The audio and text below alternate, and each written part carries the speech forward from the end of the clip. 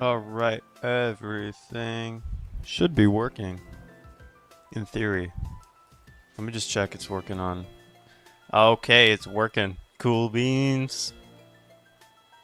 I just have to, I'm gonna have to put this up like this. I'm working on the same commission as yesterday, because pretty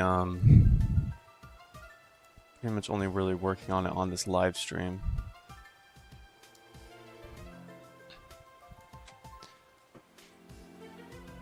Yep, I hope you like the music. It's from Pokemon Gen 4. Gosh, the light is so bright today. It snowed overnight, so if I don't have the light on, my face looks a little washed out. Also, this pen is not completely lined up. I hope everyone's doing well. This is a very, very quiet Wednesday morning. Worked on my 1-bit indie game dev this morning. Let's do this Friday. I might have to just wait to work on the face. This feels a little laggy too. The desk is gonna shake as I do this real quick. Because I want this drawing tablet. Yeah, there we go. Awesome. Although now it's gonna be more the side of my face. Sorry, I have like 2 monitor arms, so it's a little awkward to move them around. Actually, this works great. Now I can see everything too. I can't see my keyboard though. Awesome, this is good.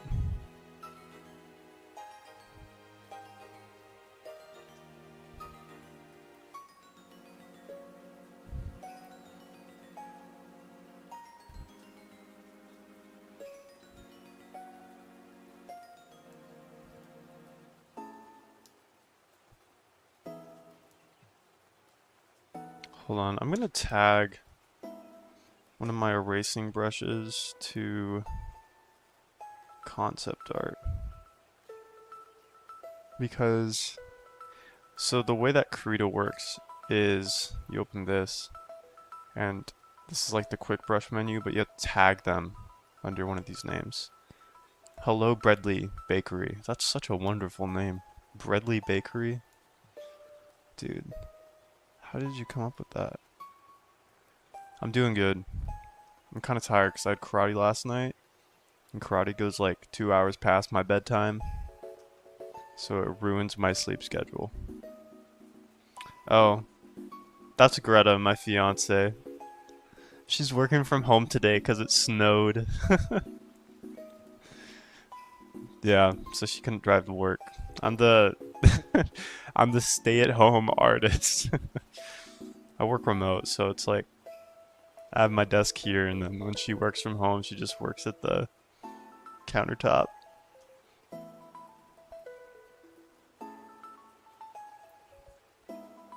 I am learning how to battle at karate, that is true. It's honestly kind of intense sometimes because we'll do something called bunkai. And bunkai is where... Hold on, I need to read this real quick. Docker's brush presets. Bunkai is where you'll practice actually sparring in a controlled manner, but my sensei's punches hit hard. So I'll block his punch, but it will still hurt so much. I'm working on a commission for my friend who's writing a book, and he asked me to make some of the characters. So I'm finally catching up because I got this commission in like October, and like I just did not have the time to work on it. Yeah, this is, I can probably show you the other one. I should probably open the other one for reference. Should be this, in theory. Oh, I got spam. Spam calls. Yeah, okay, this is the other one. This stance on this character design is pretty boring. But like I'm pretty happy with like the rendering. It's a little messy. Like you zoom in and it's I will buy the book. Actually, we're in a writing club together. I'm writing a book too, but it's like kind of I'm behind on it. There we go.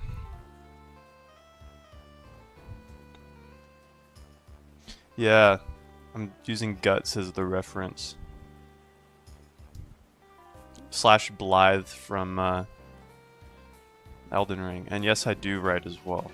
I'm not an amazing writer, but I do love poetic phrasing, so I have a lot of fun coming up with poetic ways of saying things, and then also storytelling. I mean, if you're into art, like storytelling goes hand in hand with it.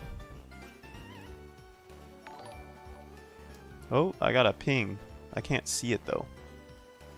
Let's see. Substack. I don't think I know Substack. Thank you for following me, Leah Moo Art. If you tell me what Substack is, I'll think about it. I actually use Obsidian. Obsidian is a note-taking app, but it's file first, so you can use pretty much any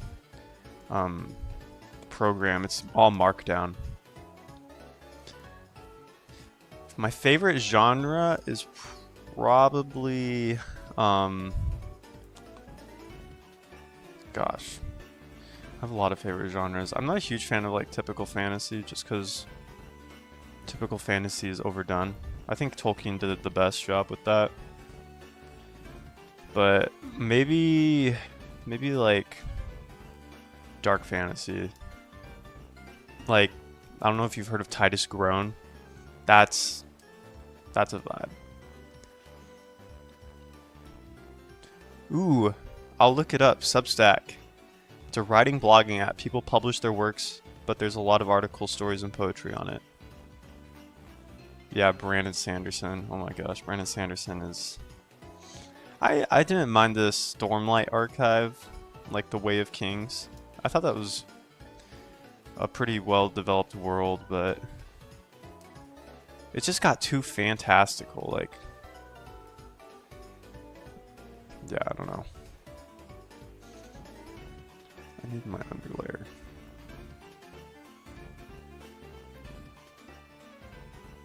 Yeah, I think Stormlight Archive is very well developed. I just got a little tired because it felt so repetitive. It was like this thing happened, then this thing happened, then this thing happened, then this thing happened. I felt like there was just so many side plots and side stories that I didn't know where the story was going, so... I have read Mistborn. Mistborn is also really good. But then, what's his name? Not Kaladin. The main character in Mistborn died, and I was like, ah, he was like the reason I read. Yeah, there's so much fat in Stormlight Archive. We gotta draw this back.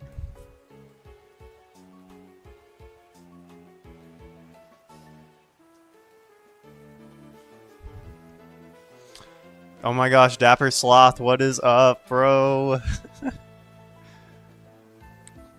Yeah, kitchen sink type fantasy. Big as an ocean, shallow as a pond. Dude, so well said. And then there's Warhammer.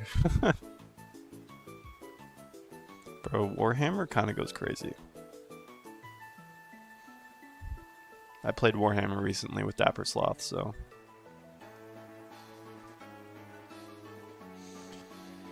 Let's see here. If this is like the tether point right here, then it's gonna be having these lines as if it's weighted down with something.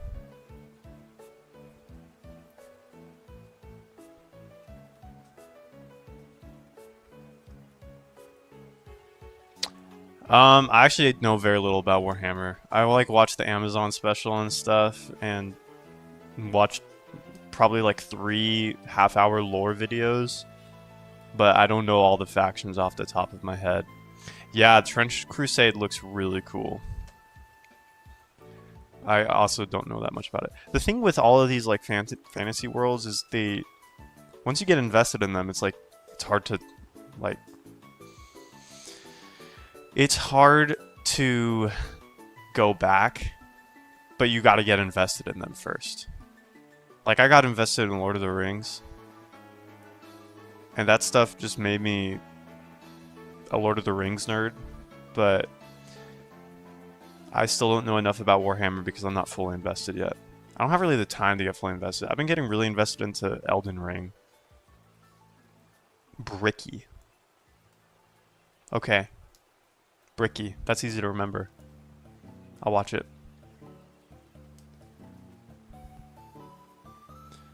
This is not working. This here needs to be more rounded.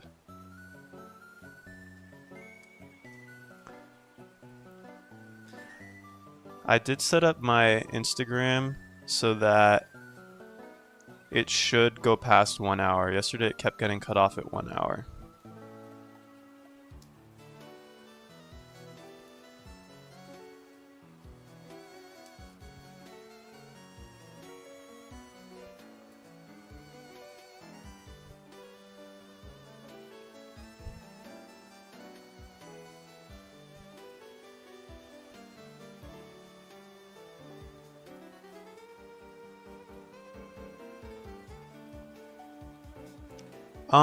The lore of Elden Ring is insanely confusing because it is all written like poetry. So the moment you try to start understanding it, you gotta spend a lot of time with it and just try to figure out what the heck they're saying because they say so much in so few words. But essentially, the lands between is where Elden Ring takes place, and there's gods. But they didn't used to be gods. They used to be just a species that had insane powers. But they claimed godhood and became worshipped as gods. And they did so through like the Elden Ring. And then there was the Night of the Thousand Knives or something like that, or which caused the Shattering, where they went around and killed all the gods or tried to kill the gods.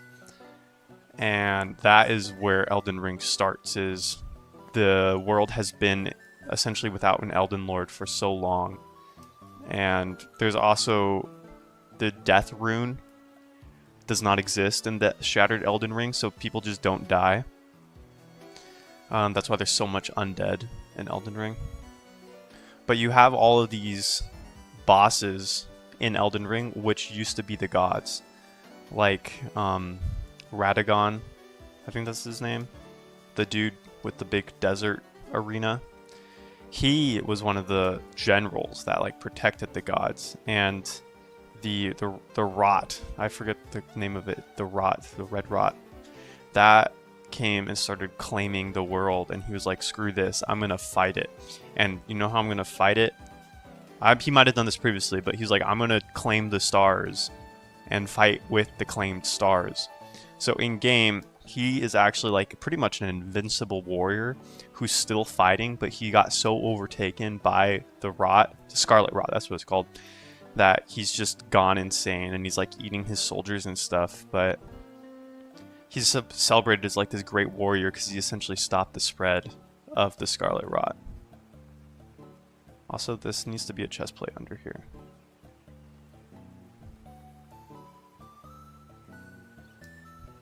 Yeah.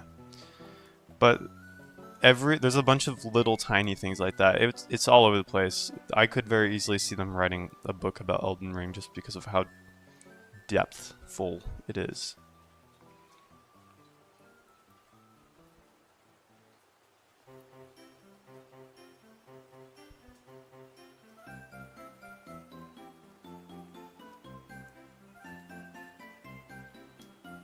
They really need to have like a lore manual for a lot of that stuff too, because like at this point Elder Scrolls does have a lore manual, Skyrim. You have all those books in Skyrim. And you can just read them to find out about the world, but like a lot of things don't have that.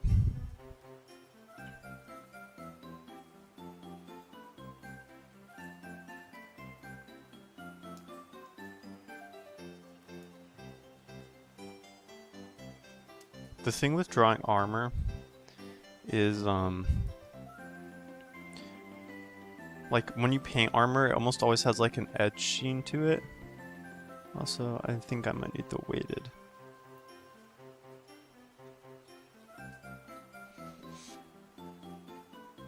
Here we go.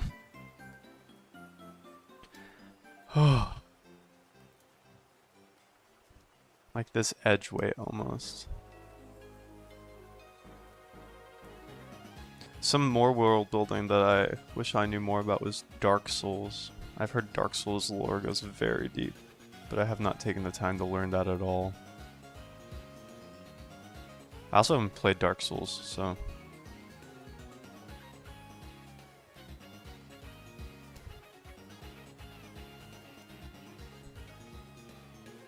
Alright. I'm thinking we just give like regular boots to this lady.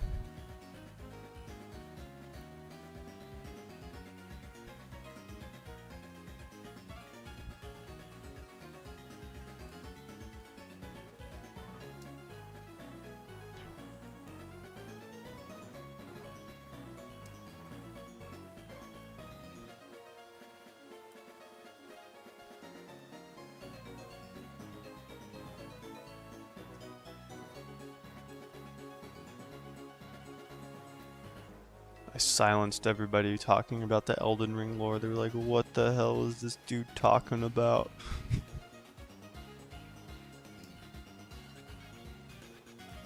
Silenced myself. I was like, what do I say after that?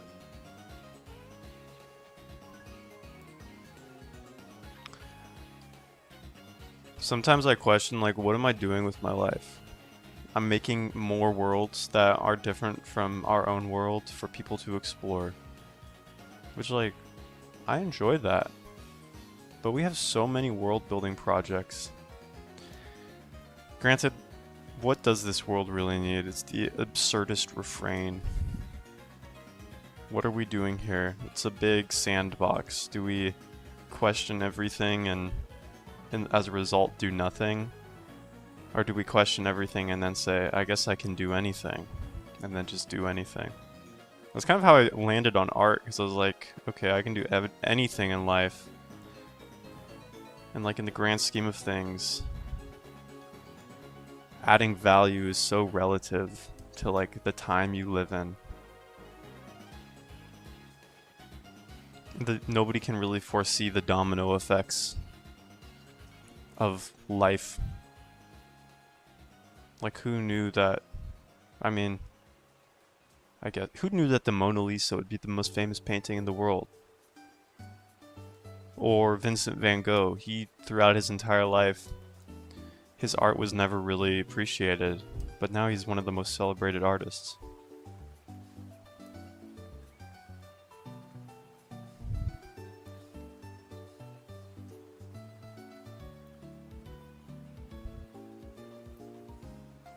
I kind of want to add like a... I'm not too sure about this Pokemon music.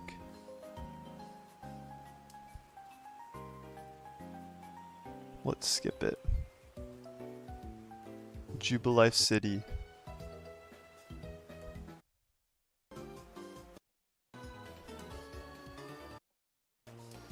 These are all a little too wild.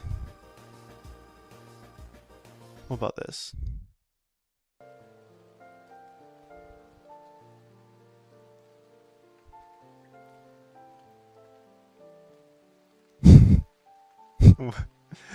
Dude, that is a wild statement. You look like that milk guy who make game on YouTube.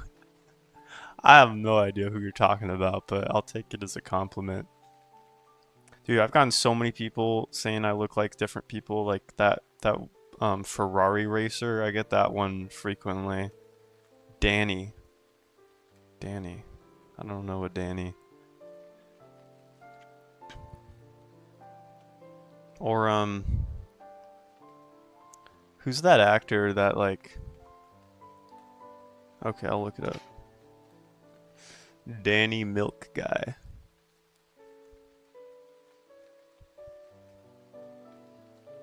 On YouTube, you say?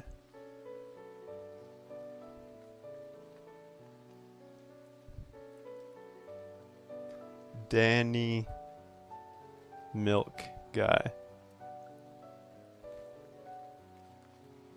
A little bit. We have like a similar face shape, but he has very different nose and mouth shape and eyes. Same eyebrows though. A little bit.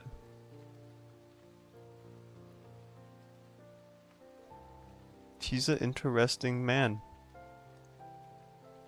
Apparently he's missing? Did Danny die? What is this? I'm secretly Danny. This is what Danny looks like.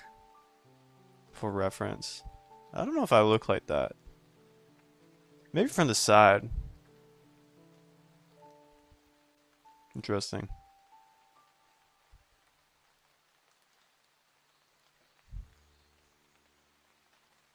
Maybe he's taking a break. Maybe he's just decided, yeah, YouTube ain't it.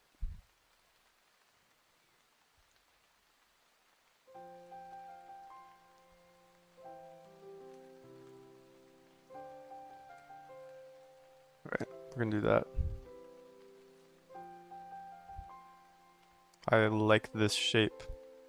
That should kind of match with the sword too.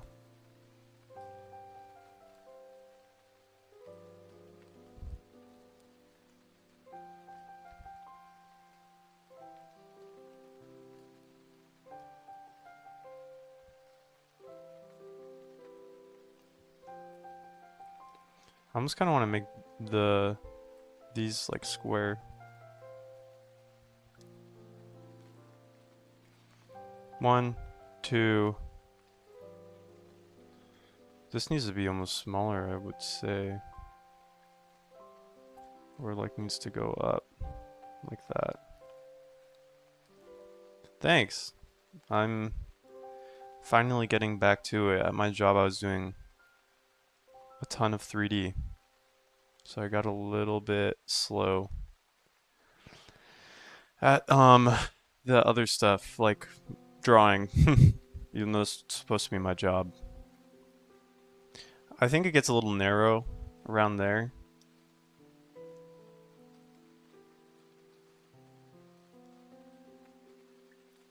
We'll get back to that. I think we need to finish upper body and also the hands. We're gonna finish the hands. Hand is going down. Finger. Okay.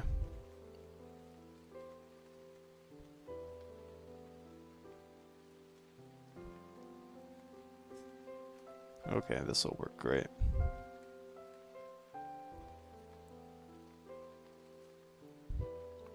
Get the knuckles in there. It's gonna be more like that.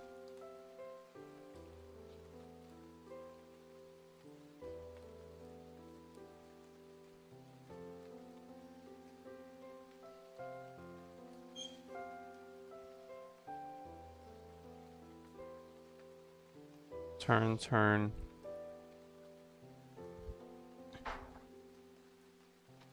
Am I frozen? Or am I just like staring really, really hard? Oh my gosh, I'm literally just staring so hard.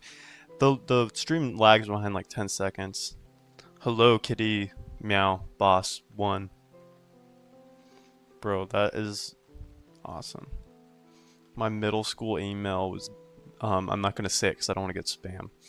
It was something like gaming attack kitten.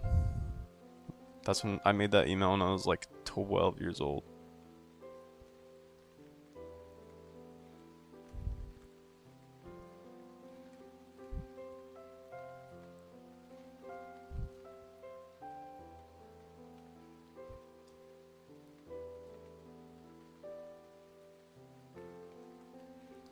Oh boy. We gotta get more of a curve to that. Also, the fingers are way too long. Ah! Something is off. We're not getting the right hand. Oh, you're sketching me? Send it afterwards. Yeah, shoot.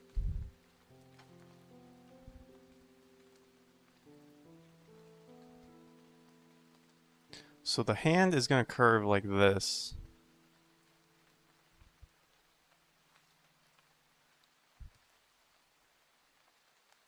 What is the point of layers when animating when there are different slides? Like in Procreate where the layers are literally the slides? I guess it's like with anything, like if I want to draw below something, I do that. Like this is below that. You probably already know that though. I don't know if, oh, in Krita? I don't actually know how to animate in Krita. I've not touched it, to be quite frank. I'm a little confused about animating in Krita. Like I opened it once and I was like, I don't get this. And I clicked around and tried to animate something and it just did not work for me. I know how it works in Procreate. I know how it works in Sprite. I need to learn how it works in Krita.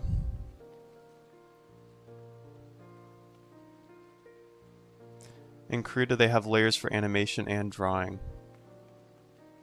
That's so confusing. So you use the same layers for animation and drawing? Is it like via groups or?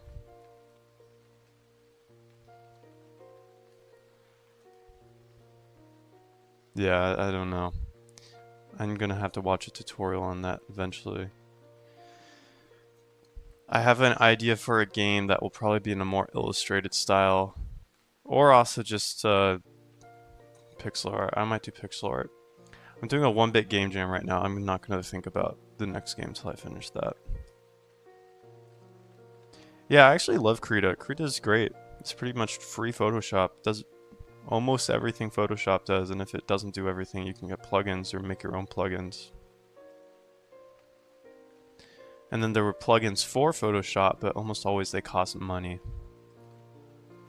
Whereas Krita, it's all free.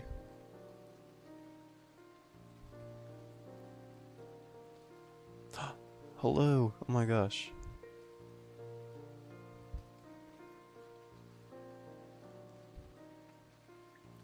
This hand looks weird because, like, we look at the hand, the like thumb joint does not line up. It's off by like half of a finger bone. And it's also like more rounded. But if you see it from the front, this goes in front of the index finger fold goes in front of that. Almost like that. But also this thumb just looks too big. But it's not.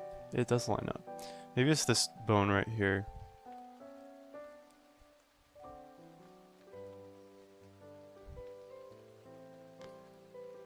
Yeah, that works.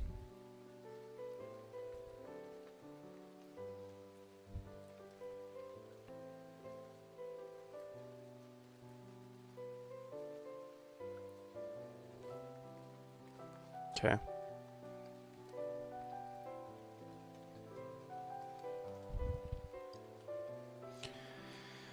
So this is the chest plate belt. I should also probably like add a way for the belt to be tied because it doesn't make sense right now. Something like that with a little belt loop.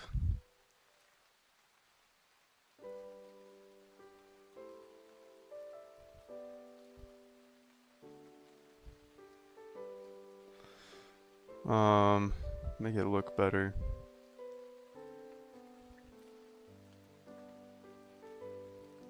Should be right there.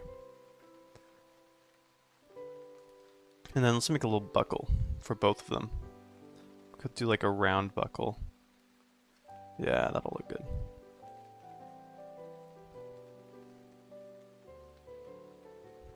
With like an octagon around it. And then we have to do that bevel edge. Make it look a little more realistic.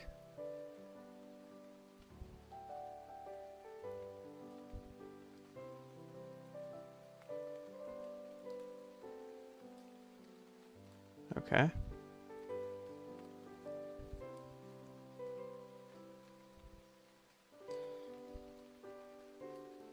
So one layer of the belt is going to go above, one layer is going to go below. We can make this part go above.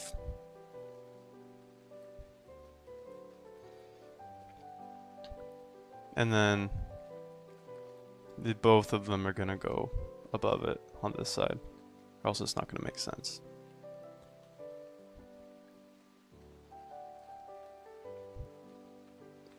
And then when it goes around it, it's going to crease because it's going...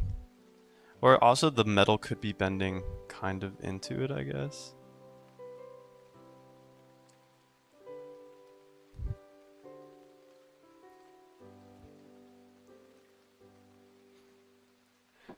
Oh. My arm's getting sore. Usually don't have it up this high, my drawing tablet. There we go.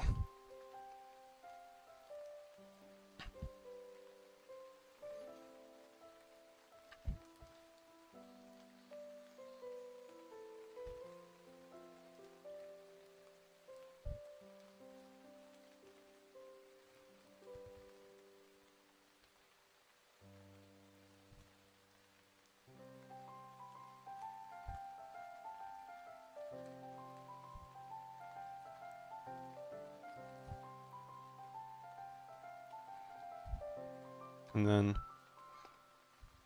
we can add a little hinge right here.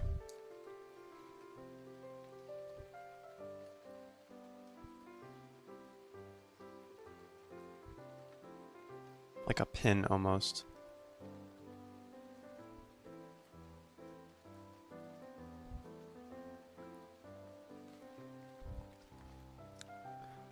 I don't know if this is how the belt would work. Ah, that looks good. Although this would be going across the center line because this is almost right on the horizon line. Yeah, I like that. And then we can make the... I don't know how the pants would work for this.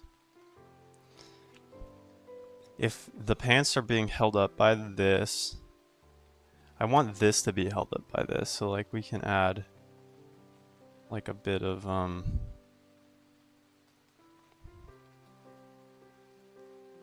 something like that. And then this obviously is going to have bolts through it to hold these. Too much.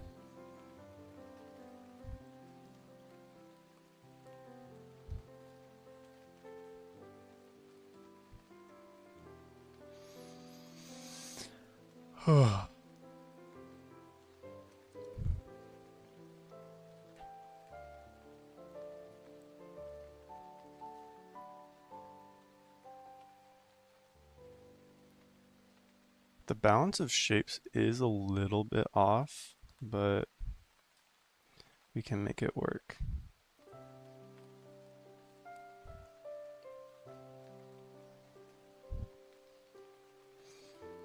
We do need to make like the overall weight feel more because the weight right now is not very apparent. Like the sword, I guess the sword wouldn't be super heavy because this character apparently uses mana to hold up the sword.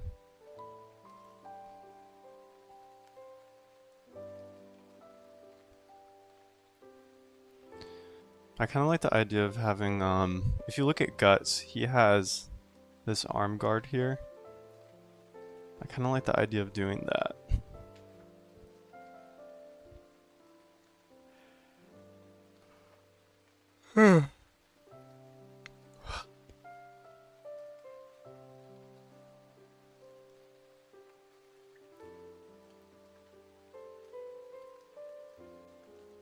I'll just do that for now. It's funny.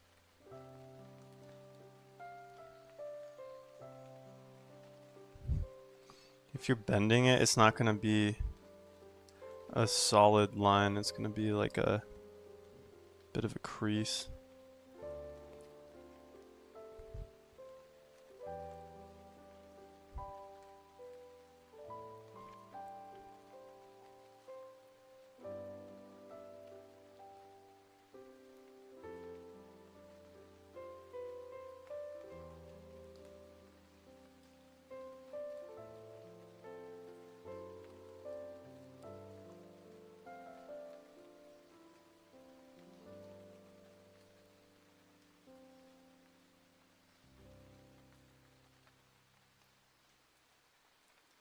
And then what we can do is we can get like a little piece of weave that's like bolted in.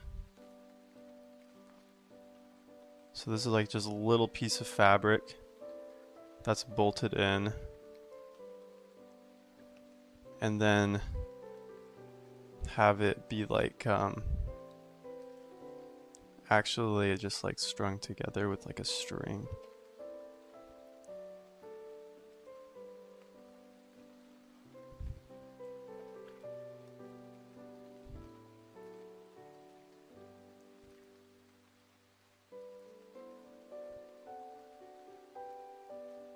And then what we can do here is add like a little string coming off.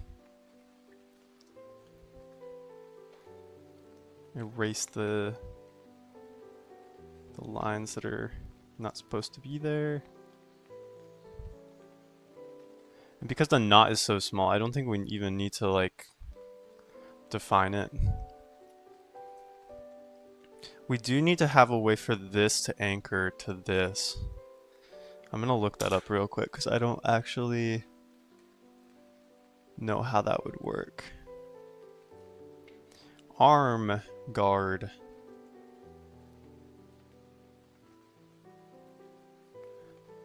Armor. Upper arm guard. It looks like it just clips in.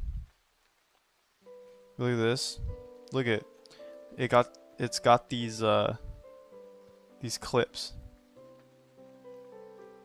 It looks like it just ties on. Yeah, it doesn't even tie onto the pauldron. It ties onto like the cloth shirt you're wearing. Ooh, I like these belts where they're woven in the center. I might do that.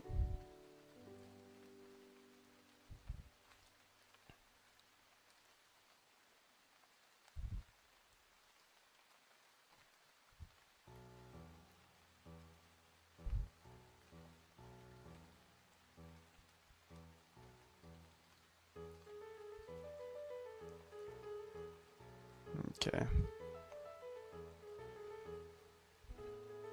So I'm gonna just give her like a long sleeve that cuffs like right here. And then the idea is like this is where it's... I feel like gauntlets would make sense for her, but I already drew the hands. And like if she's doing mana, it would make sense that her palms are exposed. Alright, I'm actually gonna change the edge of this a little bit too, because I want it to be a waffle weave, where the stitches are going kind of... And we don't need to go in and actually like do all the detail, because this this edge work will do all the work for us in illustrating that. But we do have to think about like how is it crumpling like right here. and do the fold.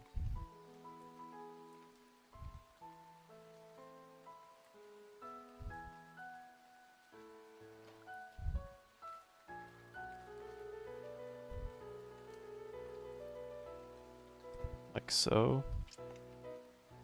I'm getting a lot more done on this today. I'm talking a little bit less. Yesterday I was chatting up a storm, talking about all sorts of things. Today I'm like just talking about the process. So sorry if it's a little less entertaining.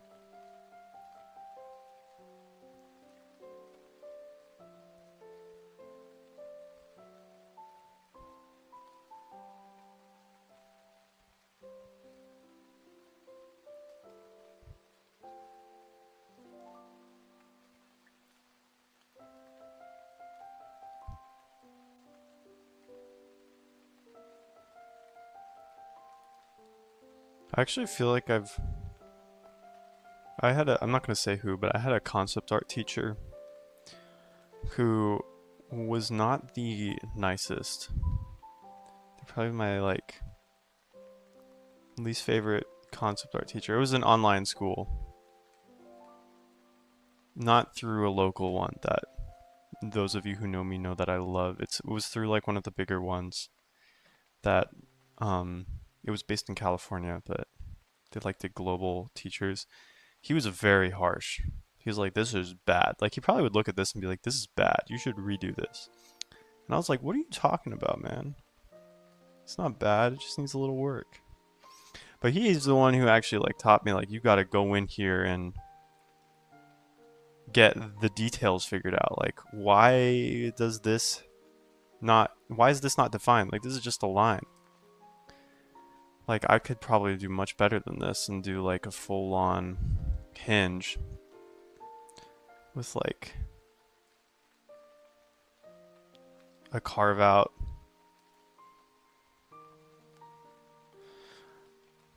And like I think about it a lot, even though he was not my favorite teacher, he did help me start thinking about things in a much more logical way of like putting it together visually.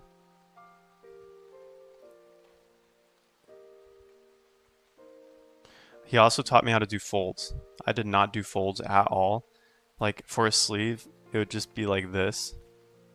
Like, here's a t-shirt, guys.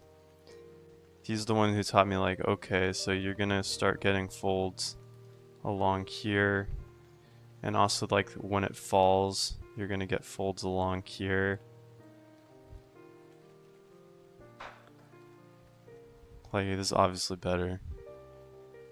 Speed times 4. Dude, I wish I could draw speed times 4. If I could draw that fast all the time, I'd be rich. I'd take on so many commissions.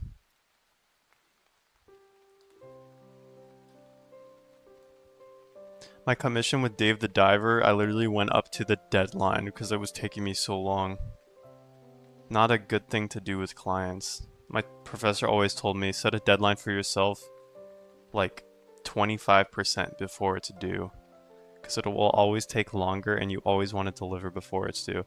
I still set myself deadlines for like 25% before, and like I still deliver like usually like on or slightly before deadlines. Just because like I go in and I'm like, oh, we gotta figure this little detail out, and I just get caught up in figuring out stuff.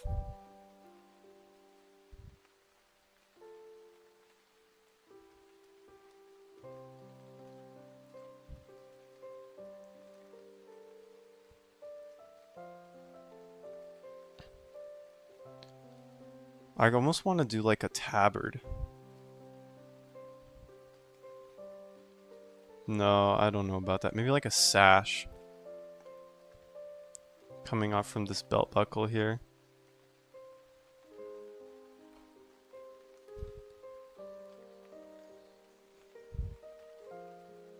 Is that too much visual noise though? The cloak helps because it's like a block. This is just a block. So like we have one big block. We have detail block, detail block, detail block. We almost want like this area down here to be probably just like pants, honestly.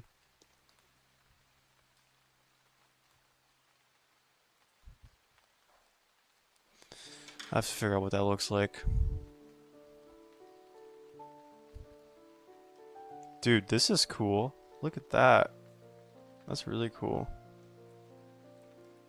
Glass armor.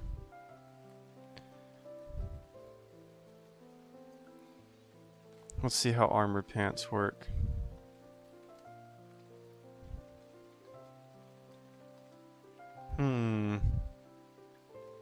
These are like cotton trousers, just with the leather. So it's tight around like the edges.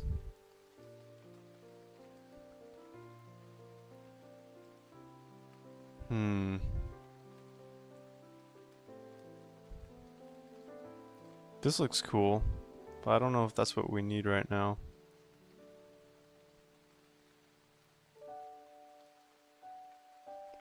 This is the good early 16th century armor.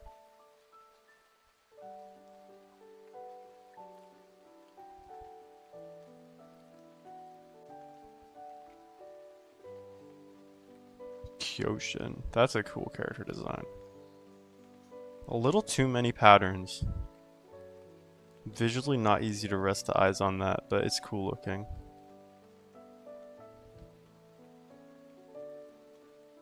Also pretty cool. Okay.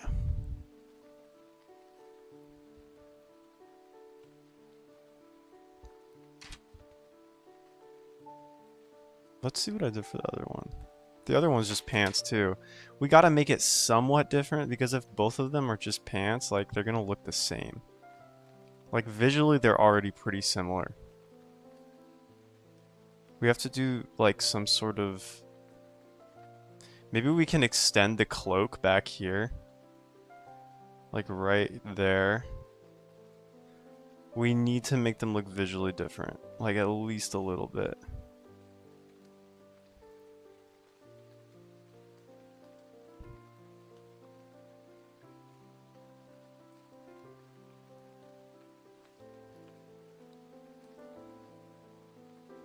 Yeah, we'll do this. Because these characters are supposed to go together, and if they're together, they need to have some discerning visual features. They can't look the same. They can't have the same silhouette.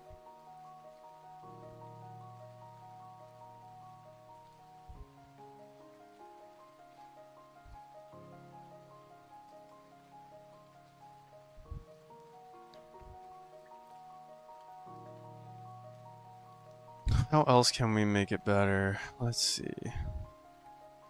Both of them have a wide stance. Curious, what if we like...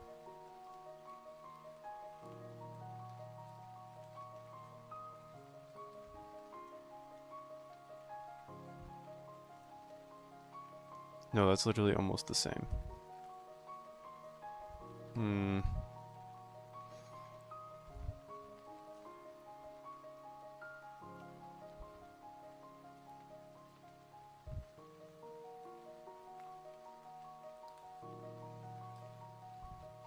Yeah, hold on. I'm gonna make it look a little bit more hefty.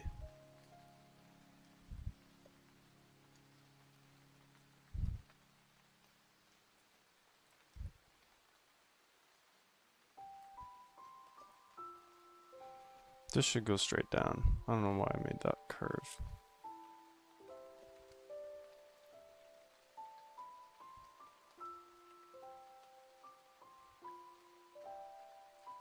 Hope everyone's having a good day. It's pretty quiet on here. Just chilling out, hanging out, and listening to the Sinnoh beats. That does make the stance look a little better.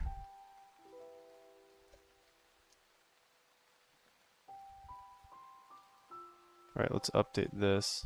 It's going to be a little bit of difficulty.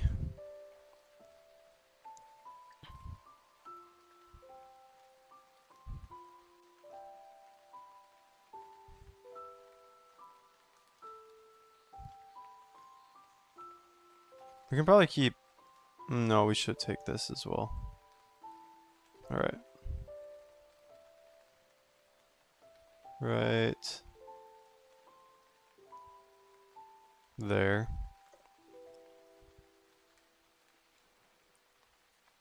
I have a bad habit of not really fully figuring out poses until I'm already working on the line art. And I'm like, wait, I gotta make some changes. It's not looking right.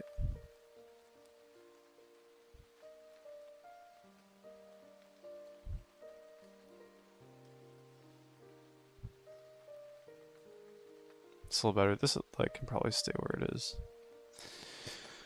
Dude, I'm getting too warm. I'm gonna take off my hoodie real quick.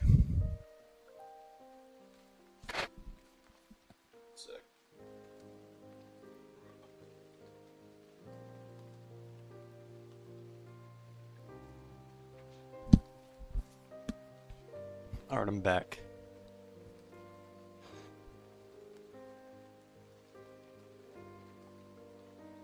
My hair's probably a mess. Yeah, oh my gosh. It's fine. It's fine. We're chilling.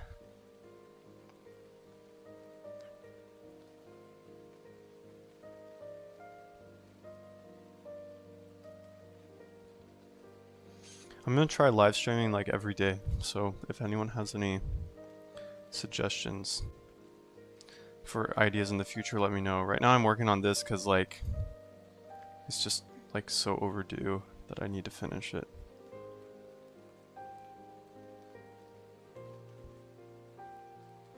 Versus like I want to do some painting sessions where I paint stuff and then give people feedback if they send it in, like do live paint overs and stuff. I feel like that would be a lot of fun. Probably teach me some things too, because like I'm not the best painter. Like if someone sends in something that is like better than I can do, I'll be like, bro, you don't need help. I need help, please. Bring him onto the stream.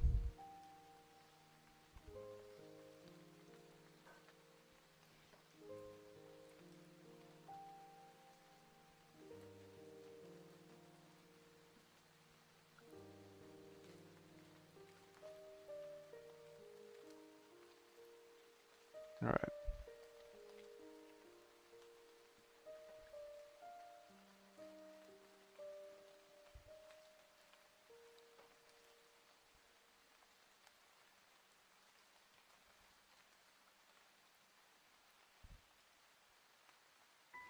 Let's finish this.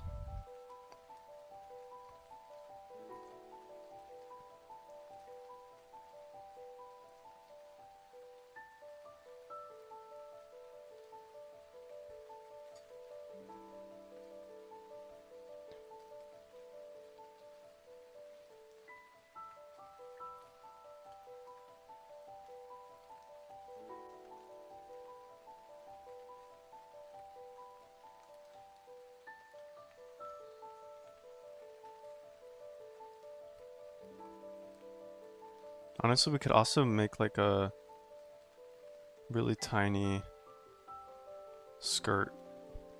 Like a kilt with some pants underneath or something. Nah, maybe not. I don't know.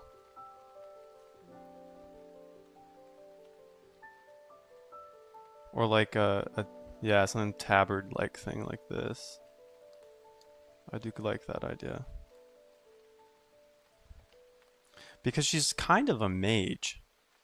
If she's kind of a mage, it would make sense for us to give her like some more cloak-like stuff.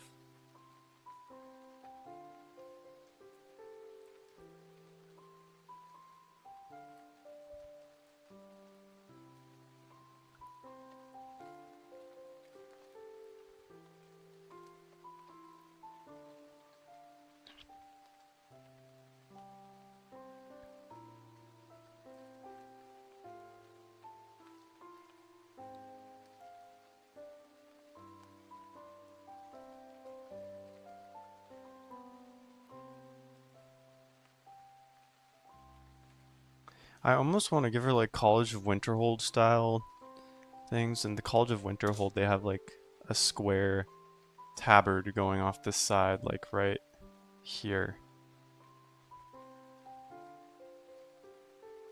Like that. Yeah, let's do that. Let me see if I can pull up the picture because I think the College of Winterhold designs are low-key brilliant.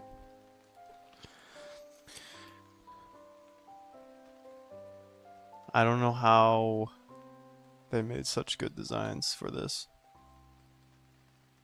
These ones. Specifically these ones.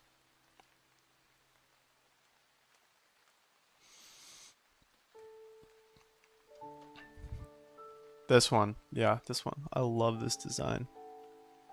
With like the cross-hatching tabard pattern. Looks so good.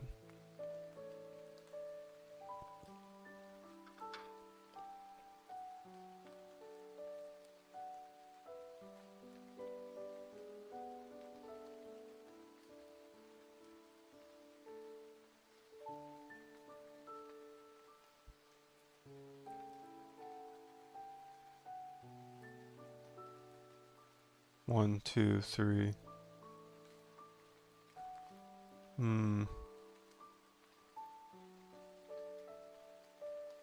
I like this big thing in the back because it makes it look like a robe, but also like she's a warrior. But if we do this, we also need to add one more, I think. No. I don't know if that actually looks that good. I think it looks better with, but it does look cool with two. Maybe if we move it up a little bit. Like this. Ooh, yeah, okay. Like that, and then we can add a design on it to really draw attention there and make it a detail spot.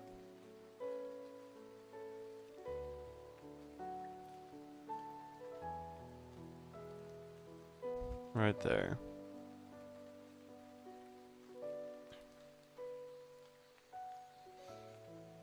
And if she's a mana user, we can make some sort of mana design here.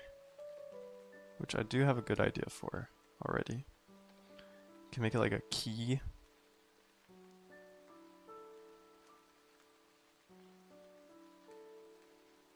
With like a square on the end. Or like a circle. Maybe like this.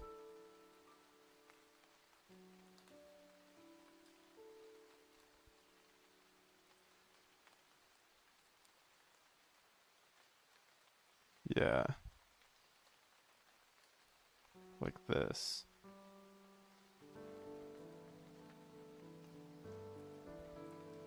And then add lines like that.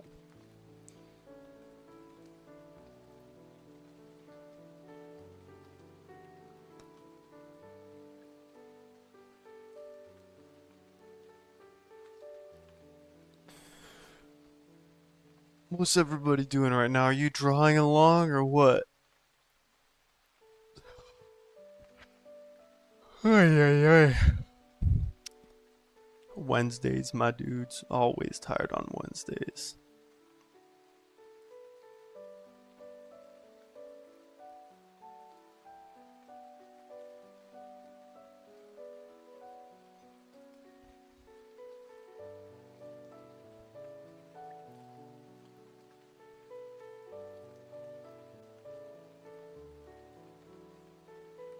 I don't know if we need it twice. We might just need like...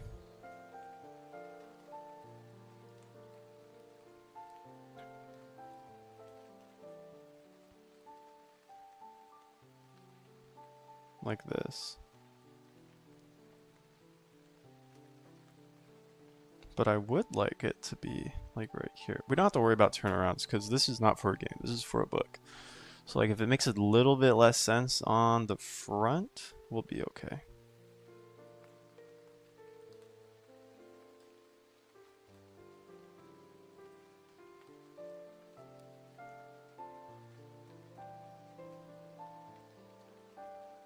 Make it like a popped collar.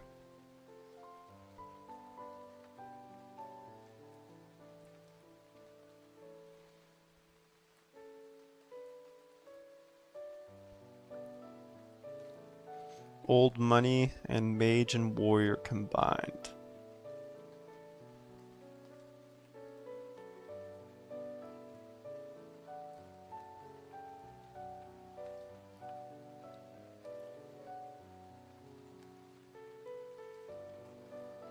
I don't know if the chat's updating or not.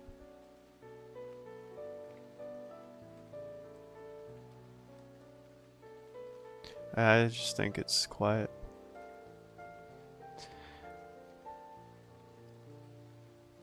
The Quiet Friends.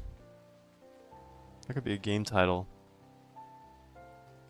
The whole point of the game is to try and get your friends to tell you where the treasure is.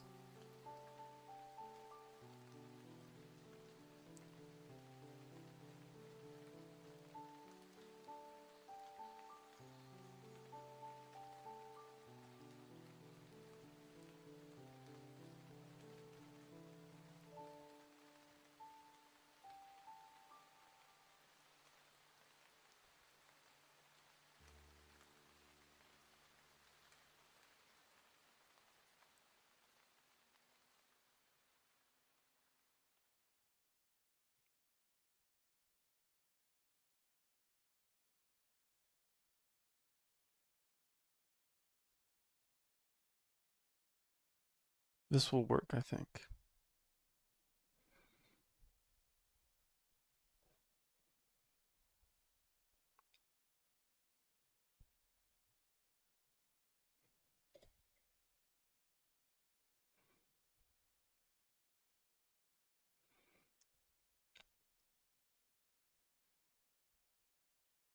Did the music stop? I think it did. Alright. We gotta play some better music now. What do we got? Nostalgic Pokemon music. Let me find something.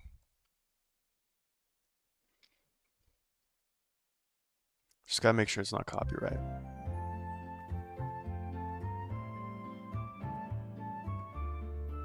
What about this? Wait. Let me just make sure this, if we can use this, that would be crazy.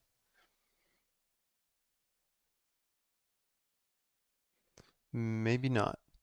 This one does not look like it's copyright free.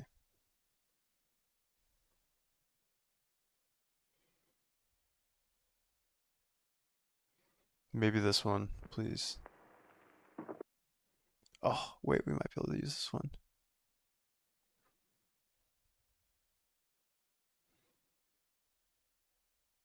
Okay. I think we can.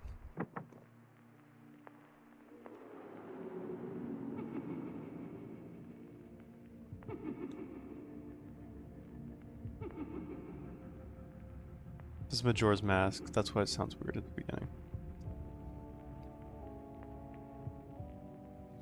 I kind of want the hair to be a little less busy.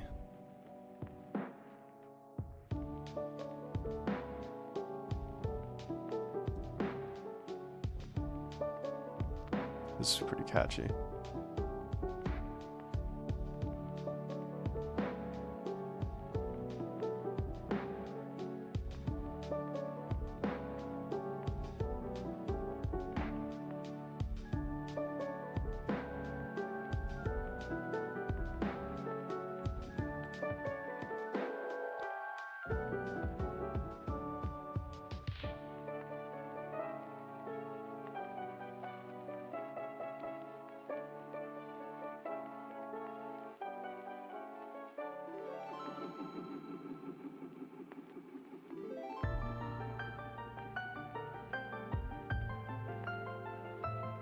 This is catchy.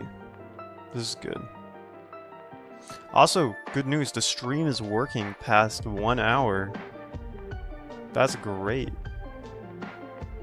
It was not working past 1 hour before. I think I'm gonna go for 3 hours or 2. 2 to 3 hours, depends on how long it takes to get this to a semi-finished state. My mother just texted me, "Do you have snow?" Yeah, we do. But it all melted. Oh my gosh. All the snow's all gone already. Bruh. I start my stream and it has snow. I end my stream and the snow's gone. That is so disappointing.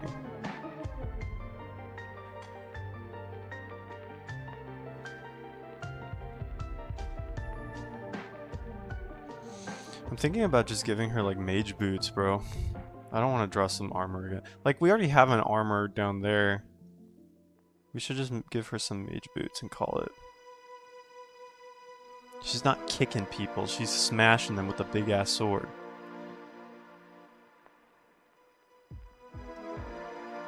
Oh my gosh, someone's hearting. Thank you. That's very kind of you. I don't even know what hearting does on Instagram.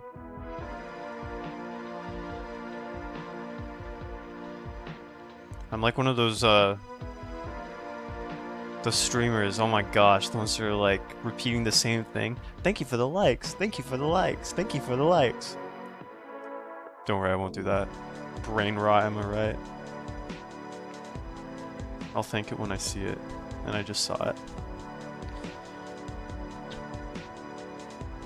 I want her to have super long hair and just be like badass.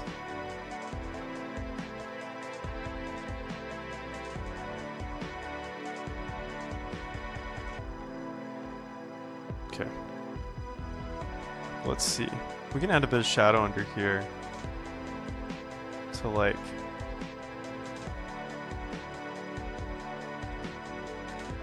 just differentiate it. Like that.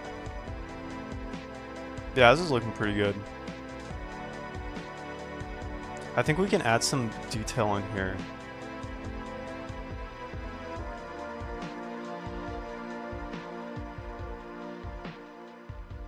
Like maybe like a... We could add the same pattern. Maybe? No, I don't think the same pattern would make sense. Maybe like a bigger version of it. No, but it can't be bigger than this. Maybe it just has the same... I like the idea that she has like one set of armor, but it's a bunch of different pieces that she just like got rid of.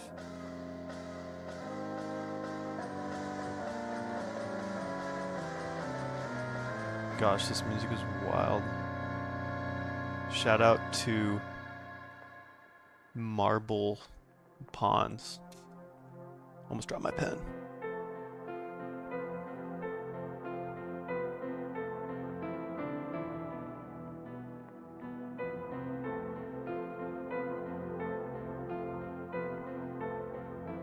Alright, we gotta get some mage boots.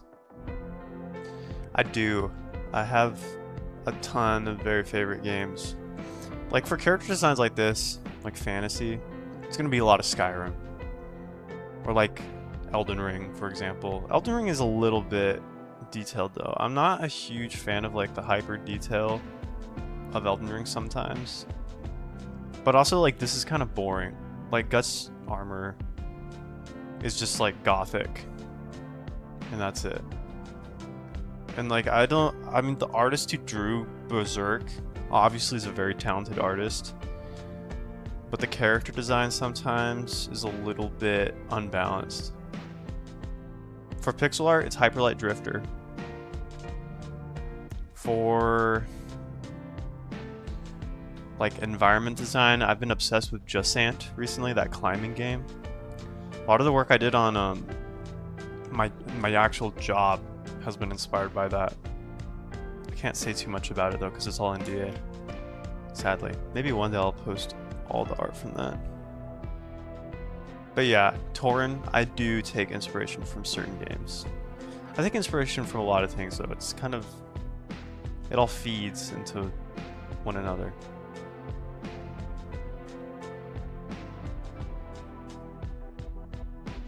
I was gonna look up mage boots.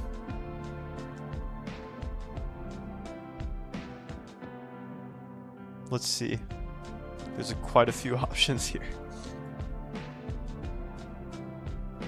I do kind of like these. I don't know who this is, but... Dude, what are these? These are not even... These are just like... These are Bluntstones. My dude just wearing bluntstones. Bro, what if we took bluntstones and just made them really big? Oh my gosh, we totally should. Like this.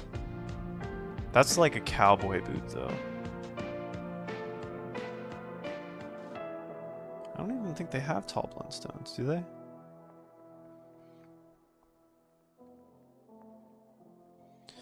What do you guys think the boots should be? What's going on for the boots?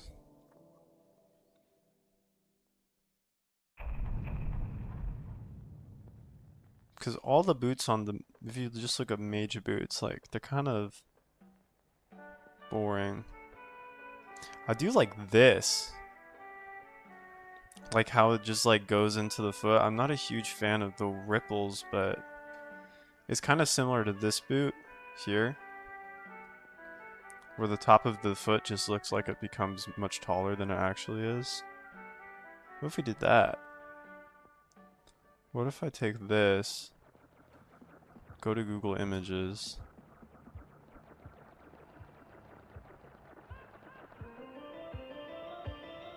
search with that. Oh, it's all the same thing. I don't want the ripples. I just want like a solid bit.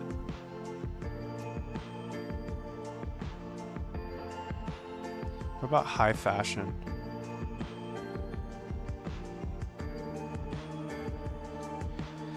Let's see what they do for this. You see, like, all these just look like generic boots. Okay, we're doing Pinterest.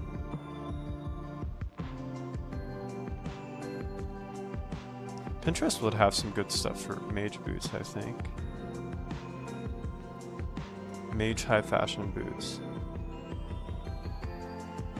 Bro, this is wild. Oh my gosh. Bro, that's actually crazy. Dude, again, bro. Castle core is apparently 2025's biggest trend, and I'm all for it. These are pretty cool. With like the circle on the side. Dude, these are cool. Look at those. Whoa. Postilion boots. That's what they're called. Alright, we're gonna do some postilion boots. I don't even know what postilion boots are. Until today. Thank you for the fire emojis. I don't know, you could do different emojis. We just have to figure out like how would this fit. Probably need the underdrawing.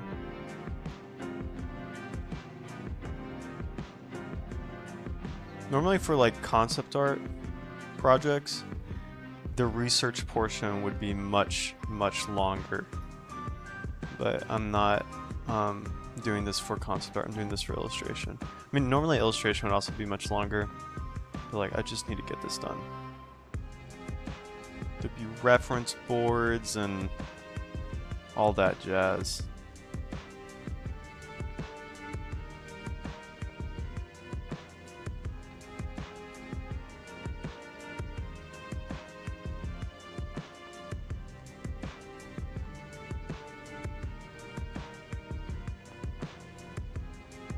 Alright.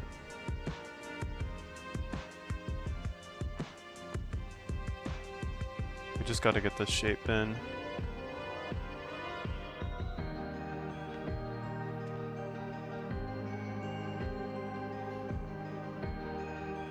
Because these will admittedly make it look slower.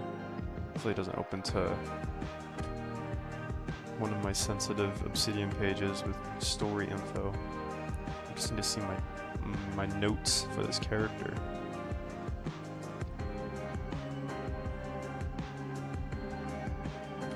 Nah, it's fine. Perfect. Should be this one.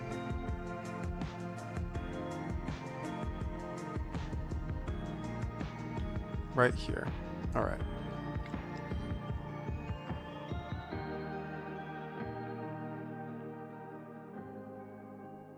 Sorry, I'm reading real quick. Just making sure.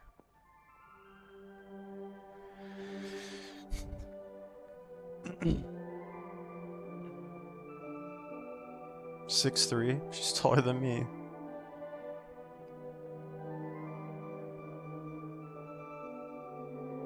Yeah, we're not drawing this.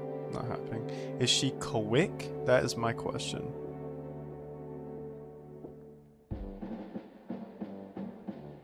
No, we're gonna do the big boots. Although it does look a little weird.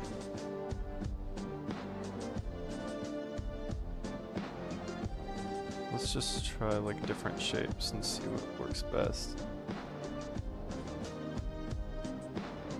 Because usually maid shoes like have like really pointy toes. Dude, oh my gosh, wait. That would be such a crazy character design.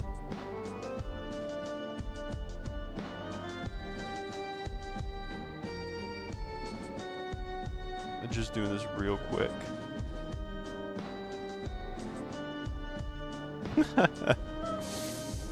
Dude, imagine this was your mage character in a game. That would be crazy. Alright. Nah.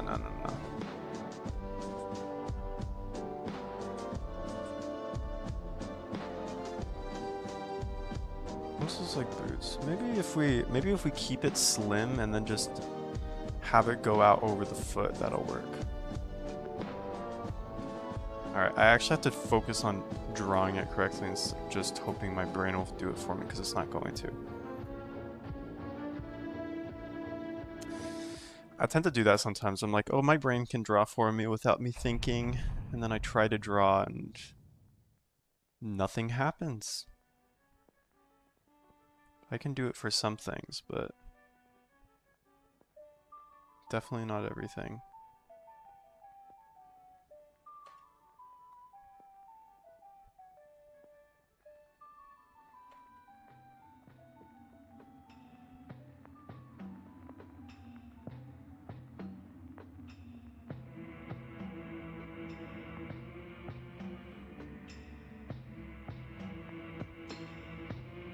Sorry, I go quiet when I'm drawing new things that I don't really know how they work. Because it takes a little bit more brain power than just autopiloting.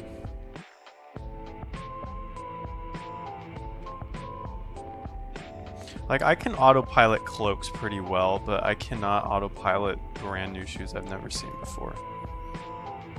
Also, this is huge. This is a huge, this is way too big. It's way too big.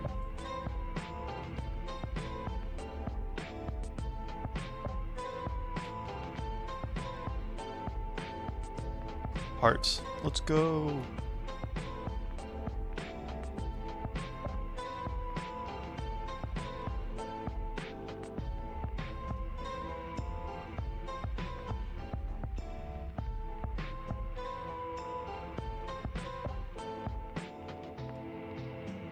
I mean, okay. This one is like balanced. I gotta flip it. I'm forgetting to flip it. Oh my gosh. Never ever forget to flip. Something is off.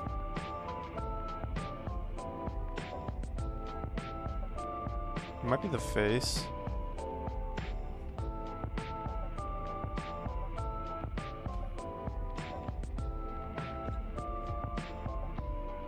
I don't really know. I'm getting a little stuck on this.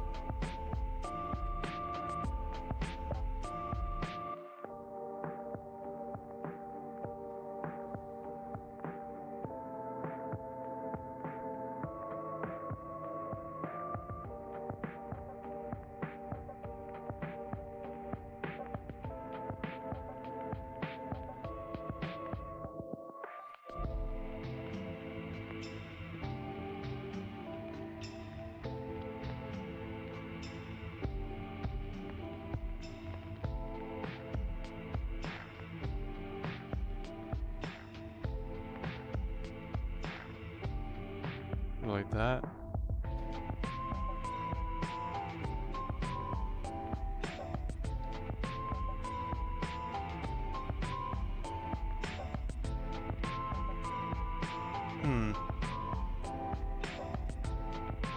Interesting.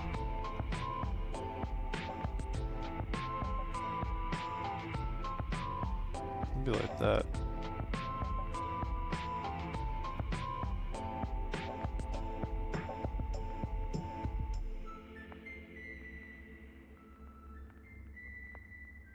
I don't know what is going on with like. Oh, hold on, guys. We're doing something wrong, and I don't quite yet know what it is. I mean, this is a guard.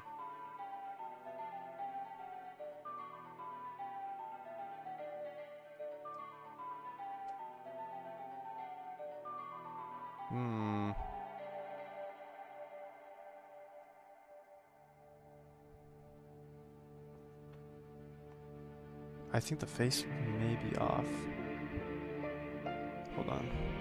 The jawline is off. It's too turned.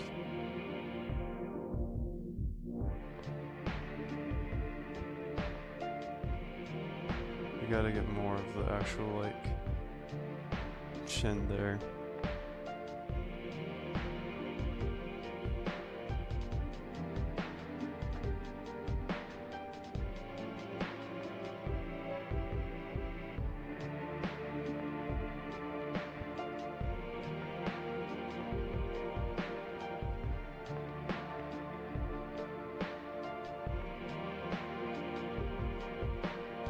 No, because the torso is facing this way. So it almost has to be like...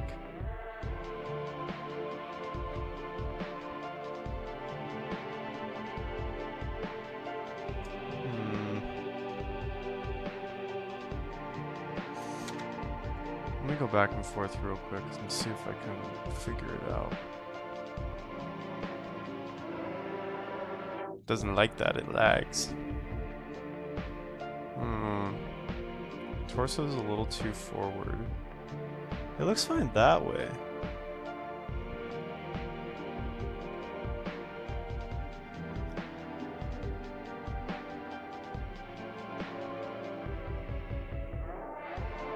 Oh, wait, I think I see it.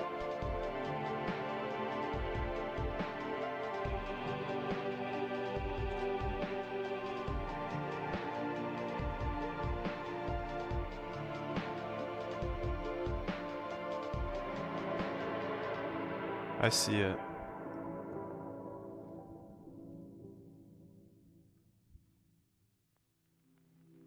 Let's fix this.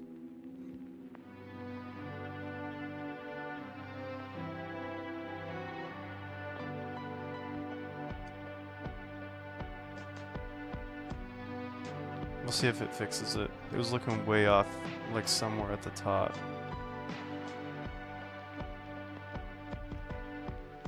We're gonna have to extend it outwards, which honestly, that's fine. Oh my gosh, Lucy, what is up? Look in the back.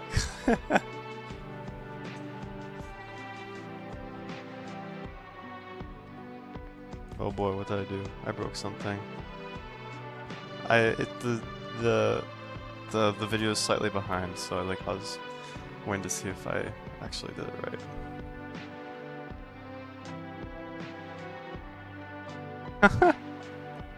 Greta, Lucy says hi.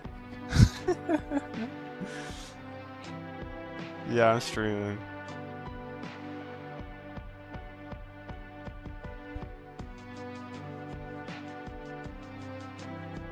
I've been struggling on this drawing for a bit, but that should fix it.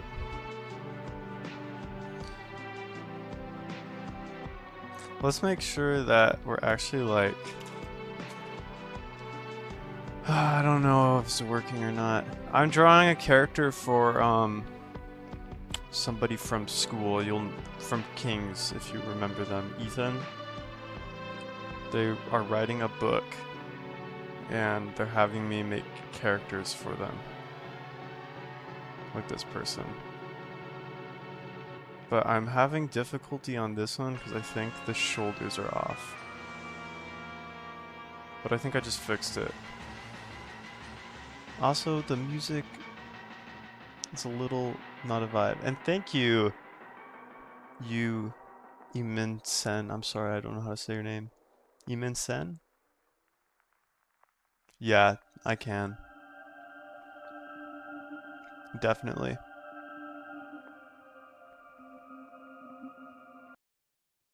Alright, this might be some chiller music.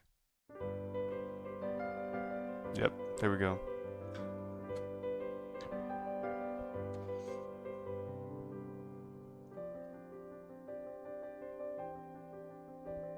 I could probably make this character have your face.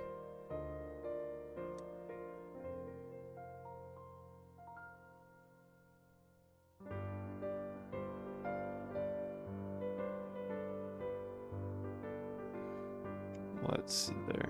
Does that work? Yeah, I think that actually fixed it. Squaring out the shoulders more so they line up, because underneath what is happening is you have a bone joint. Let's just do a new layer. Make sure I have this. You have the skull facing this way with that's turning. The spine goes down through like there. It's more like this though. And then you have clavicle with the shoulder points there.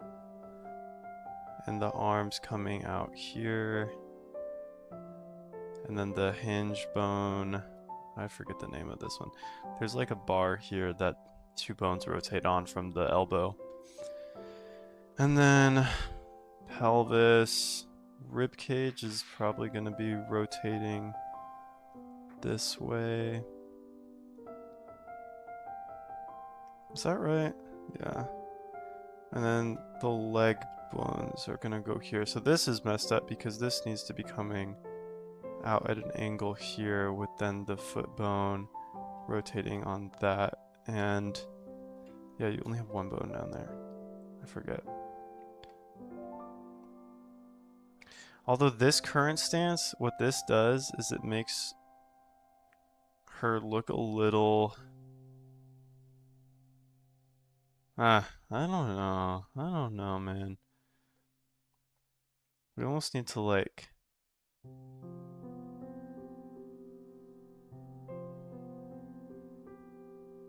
If you are weighted down like this, and you're holding the sword, you're gonna almost get into like a kata stance.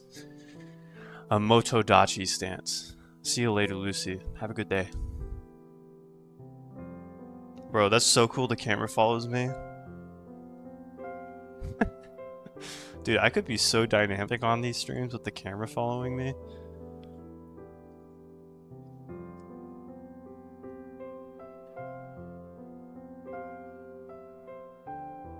But if she's rotated this way, this bone is gonna be more like this.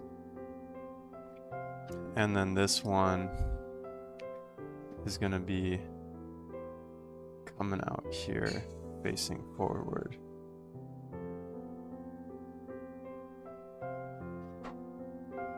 I think.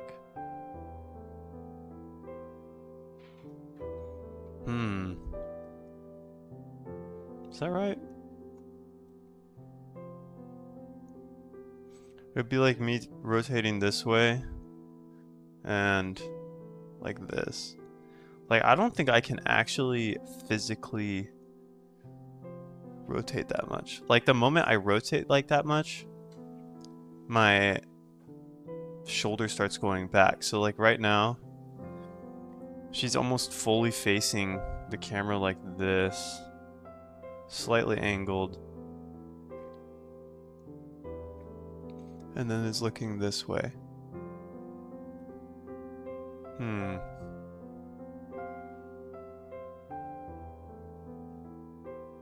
Almost like that. I guess that works. Yeah. Dude, my hair is looking so wild right now. Bro, I need to cut my hair.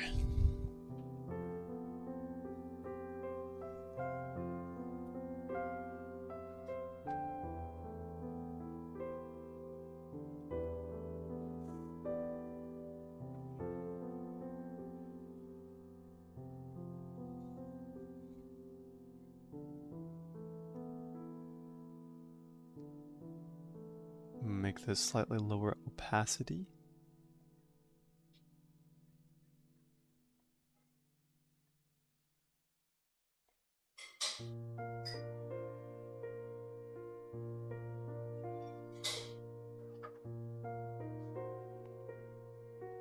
If I'm smiling, it's not even that much, it's just like a little bit.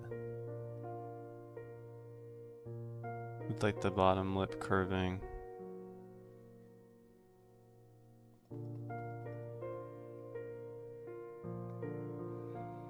Perfect.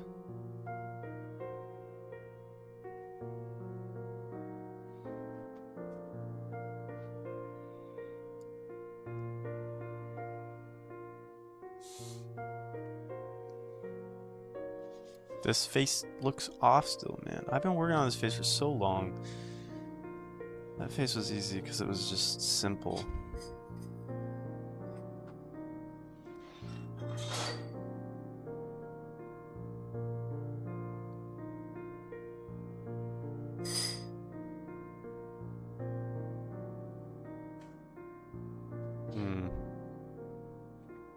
Faces are so hard because they're detail centers that the human brain is just able to dissect infinitely. Like, Uncanny Valley is such a real risk with drawing faces.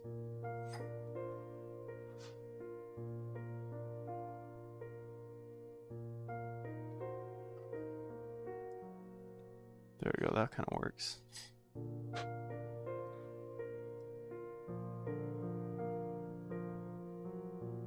No, what, the chin is still like... Oops.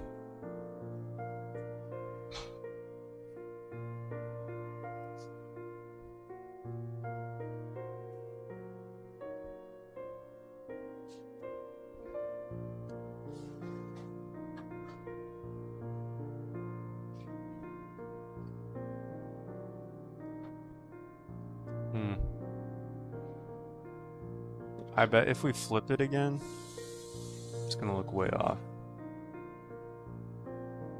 I mean, yeah, the legs are way off.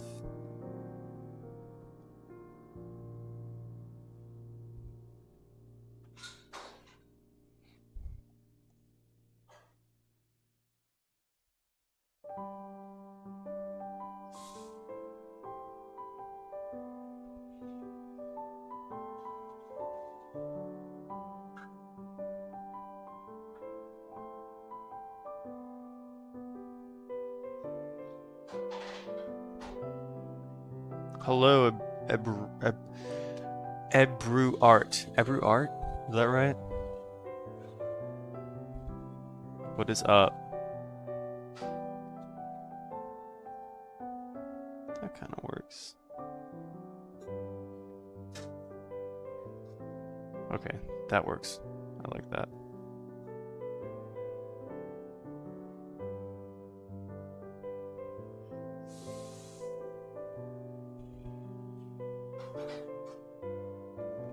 And hello, Lois Taylor. I'm sorry I missed that message. I don't know how long ago you sent that. I need to keep an eye on both of the chats. I got a Twitch, YouTube, and Instagram chat going.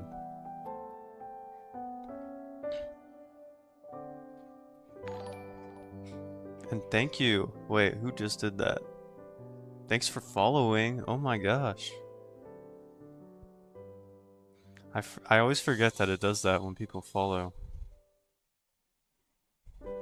It's a nice little, like, yo, you did it. You like my content, thank you. Not that I'm doing that much, I'm just streaming. Just going. We are an hour and a half in, and I'm still trying to figure out what the heck is going on with this face. I tried figuring out with the skeleton, and I realized, like, okay, skeleton is pointing, like, almost directly at the person, but then, like, the face is looking away like this. Which means you'll see the jawline, the side of the face. The eyes will be on the edge. The nose will be kind of on the edge too. Maybe that's the issue. The nose is not on the edge at all. Maybe it needs to be like... Although I kind of want it to be more just like that.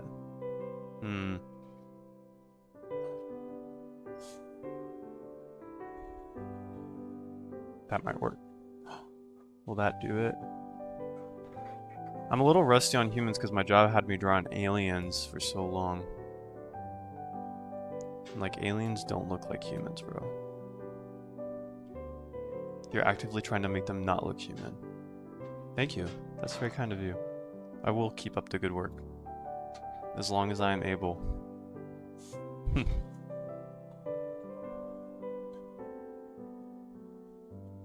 I think she needs buffer forearms. Like that.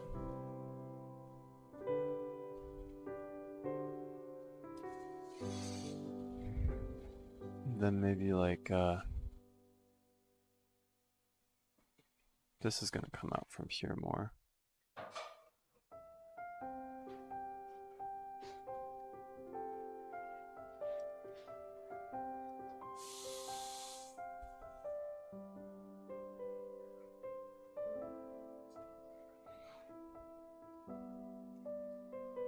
I also don't want her looking at the camera necessarily.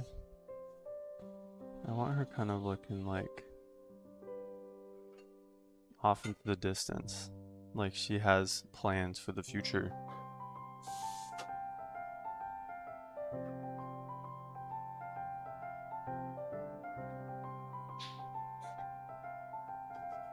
I'm pretty sure Ethan described her as like ambitious, so... Oh gosh, something is wrong. It might just be the way I did the eyes. Thank you. That's very nice of you, Ebru Art. I appreciate it. It's a lot of hard work to get here, and even then, like I haven't been drawing as much as I used to. I've been doing more 3D for work, so I've gotten a little rusty. Oh, do you know what the issue is? I think the entire face just needs to be shifted. Because, like, if you look at the eyes, they're a little... We'll see. I don't know about that either. Oh, it definitely helped.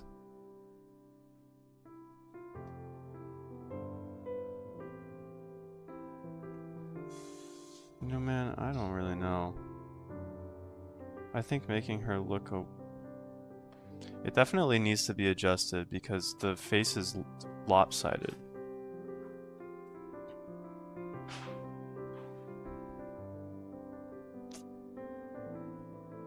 Like that. That's much better. I might just keep her looking at the camera for now.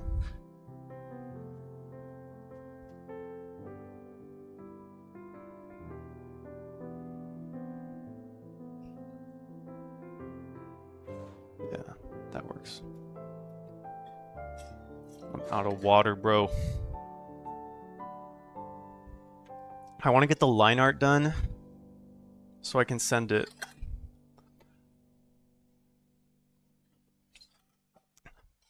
But I gotta do that today.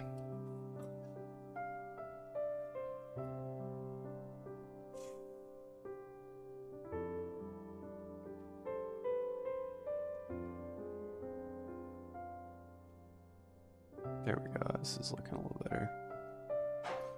You're gonna see more of the top of the foot because it's a down angle.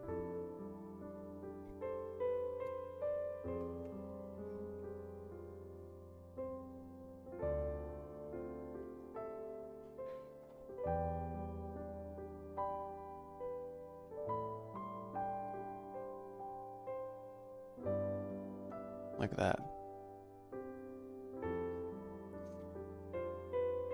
I don't know about increasing followers a lot. I feel like organic is the best way to go. Just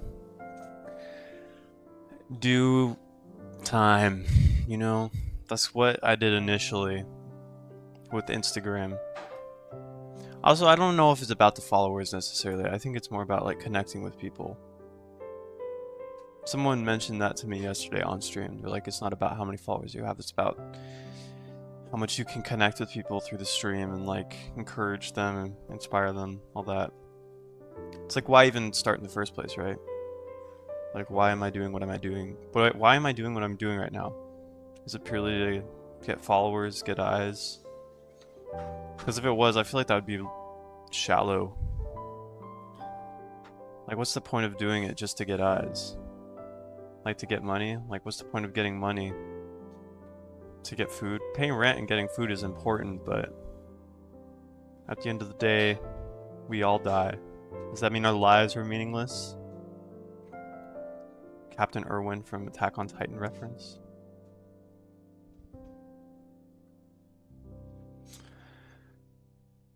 I know. I've had a few people come on to my stream in the past say that they want to make logos, banners, overlays, emotes.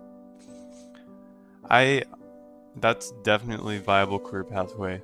I've seen a few people do it, but like, I'm an artist. I can do that myself too. In fact, I'd want to do it myself because like, it's like, I don't know if you're trying to sell me or something, but I will make those myself eventually. I just need to finish this commission first.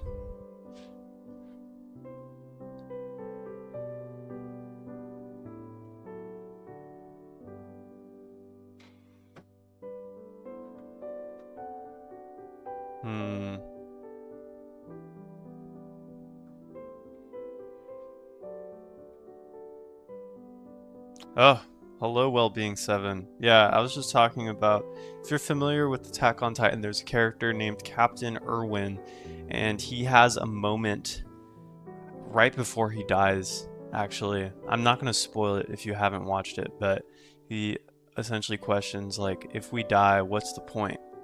Which is the nihilistic point of view, but on the flip side of that nihilistic coin is also absurdism, which is, if we're here and all we're gonna do is die, why not do the best things that we can do in life, in the sandbox that this world is?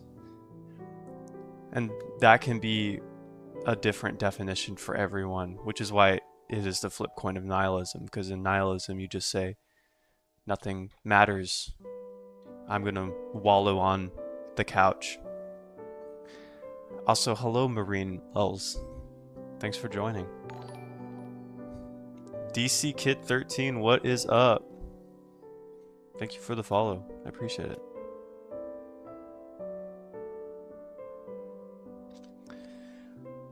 That was initially why I got into art, because I was going to be a secondary education major. Because I had in my mind, like, oh, I want to give back to the world by teaching kids. And then I taught for a little bit as like a Lego engineering teacher, and I realized very quickly, like, classroom management is not my favorite. True, you can have a greater lame time here. Thank also for following me, Wellbeing 7. Yeah, I'm streaming on YouTube, Twitch, and Instagram. I was talking a little bit about this yesterday, but I'd much rather meet people on their favorite platform where they are than force people onto a platform they've never used. Thus my multi-stream. But yeah, you're right. It's you can definitely have a great or lame time here. I think some people get into a divot, I know I do, where it just seems kind of lame and like you do wallow on the couch. But yeah, the reason I became an artist was because I was like, what am I doing with my life? What do I want to do with my life? And I realized I loved making art. I loved creating things. And like, I could still be a teacher I didn't have to learn how to teach to be a teacher. I didn't have to learn how to make art to be an artist either, but I was an illustration major because I realized I just liked making art more than I liked teaching. Yeah, it's nice to be able to talk to people on smaller streams because you like get to know them, you actually chat. I saw a few bigger streamers and they had like 600 people and they just ignored the chat because it was a waterfall of information.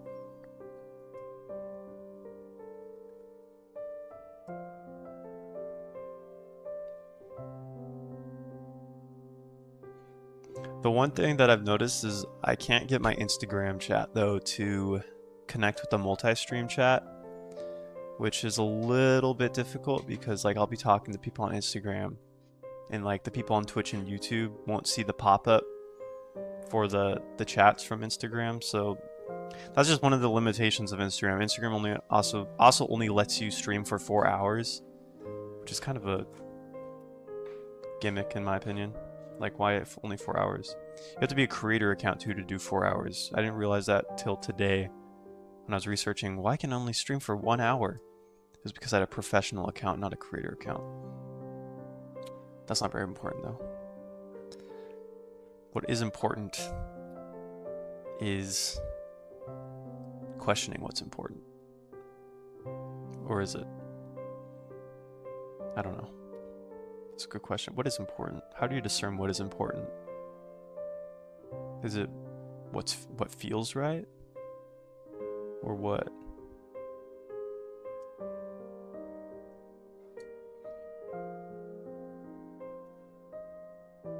Like, how do we as humans decide what is a priority? Some days I decide scrolling on Instagram is a priority. And I do that. Some days I decide drawing is a priority and I do that. Value assessment? Okay, we gotta finish these boots. I do like these, like how this works.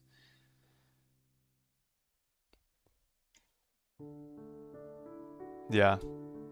Subjective. So true.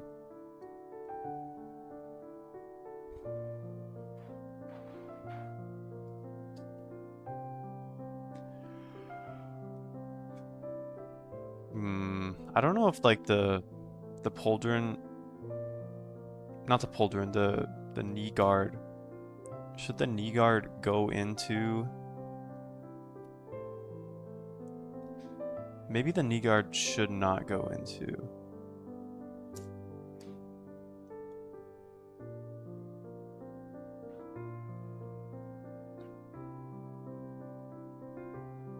I do like this shape.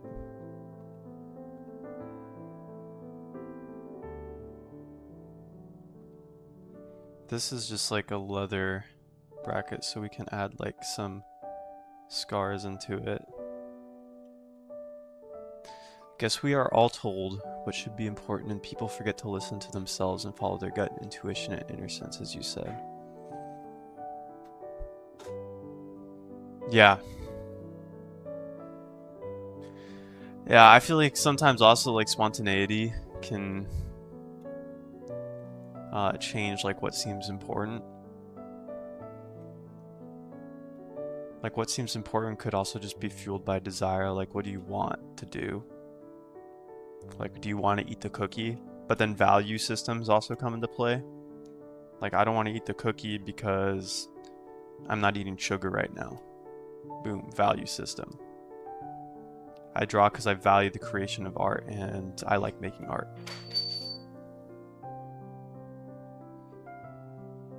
I heard my fiance drop something. She got to work from home today with me because it snowed.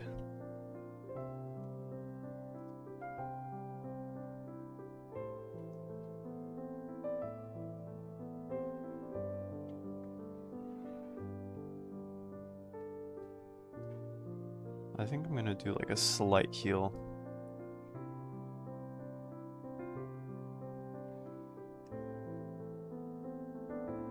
And then also Like a basic, super basic tread.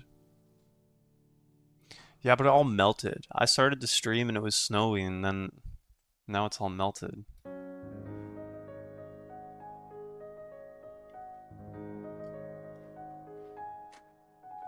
It's supposed to snow more later today, though.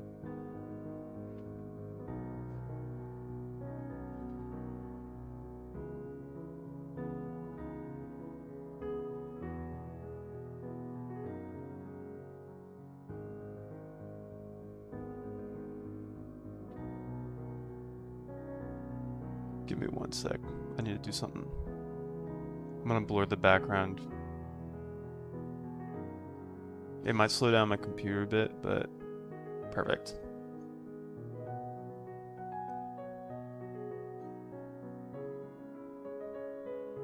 Let's see if it works. It does. Cool. Alright, it might be a little glitchy, but should work, in theory.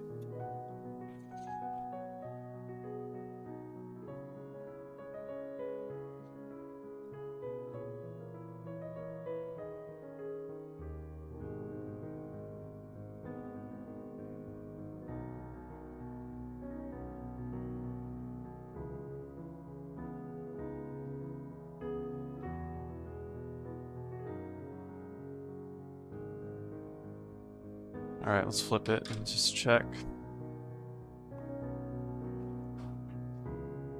Looking much better. Awesome. I don't know if I'm allowed to share. I think they're just like a mage that uses magic to wield a huge sword. Speaking of the sword, I just realized that the handle might not be completely centered. Oh, it's not. It's not. That's what I thought.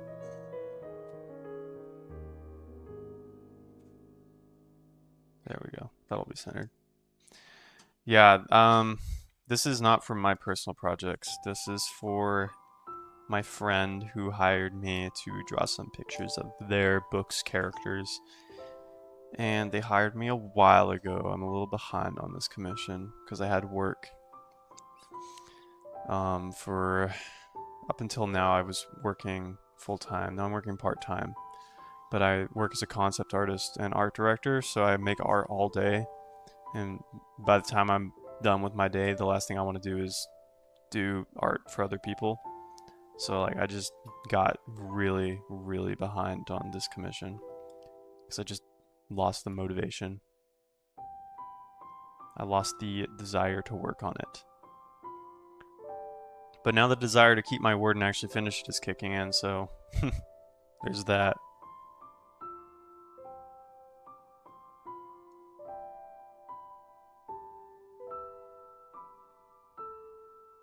Yeah, I did get a little burned out. I'm feeling pretty good now though because I have much better work-life balance in terms of personal endeavors and work endeavors and just personal time to play video games and ski and run and work out, do karate, sauna, eat good food, all the good things. Probably gonna go do sauna and work out later today actually. Maybe a run. Because I actually got enough sleep last night, which is usually not possible.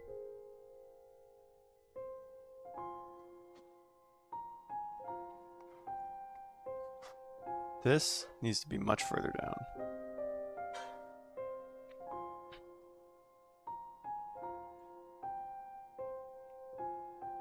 Yeah. You said you're an artist too, Wellbeing7? What type of art do you make? Are you game artist, concept artist, comic artist? Not professionally, okay. I mean, what is a professional artist, right? I feel like if you make good art and people like it, that's a professional artist. The question of whether or not you make a full living off of your art is another question. Yeah, dude, concept art industry's not the best right now. The game industry's not the best right now. It's pretty balls, for lack of a better term. So many layoffs, so many AI implementations with art that just should not be happening with the way that the AI is developed.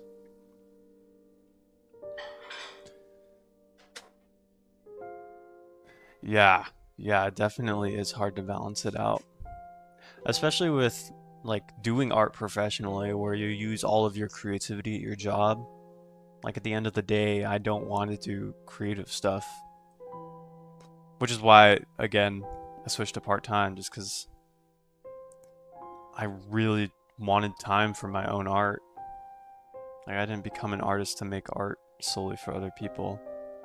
But that also requires a lot of entrepreneurship because I have to eat, I have to pay for rent. So figuring out how to monetize, I think, is important too. I'm still figuring that out. I think I have 3 business ideas that I'm working on right now. But none of them are like at a stage yet where I can make them profitable. But all of them are tied up with my personal art, so I can like make the art I want to make. And then also make money from that. One of them is like a clothing design thing that focuses on organic cotton. Another one is going to be personal indie game dev studio, which if you go to itch.io, you can see one of the games that me and my friends made in a weekend as like a, we're getting back to it, ekpap.itch.io. You can play Plato's Cat on your PC or Mac, just in the browser. And then also this like social media stuff, like AdSense and all that on YouTube. And I don't know how Twitch works. I need to research Twitch. Instagram has their monetization features, but they changed so much. Like when I first started doing Instagram, they paid you, I think, like up to $100 for 100,000 views.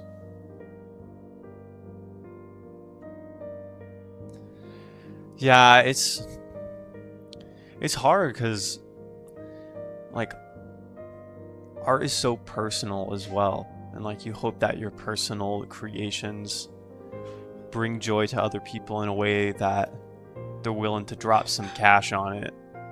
But like more often than not, like because art is a gift, like in the sense of what art is, it becomes hard to monetize it because the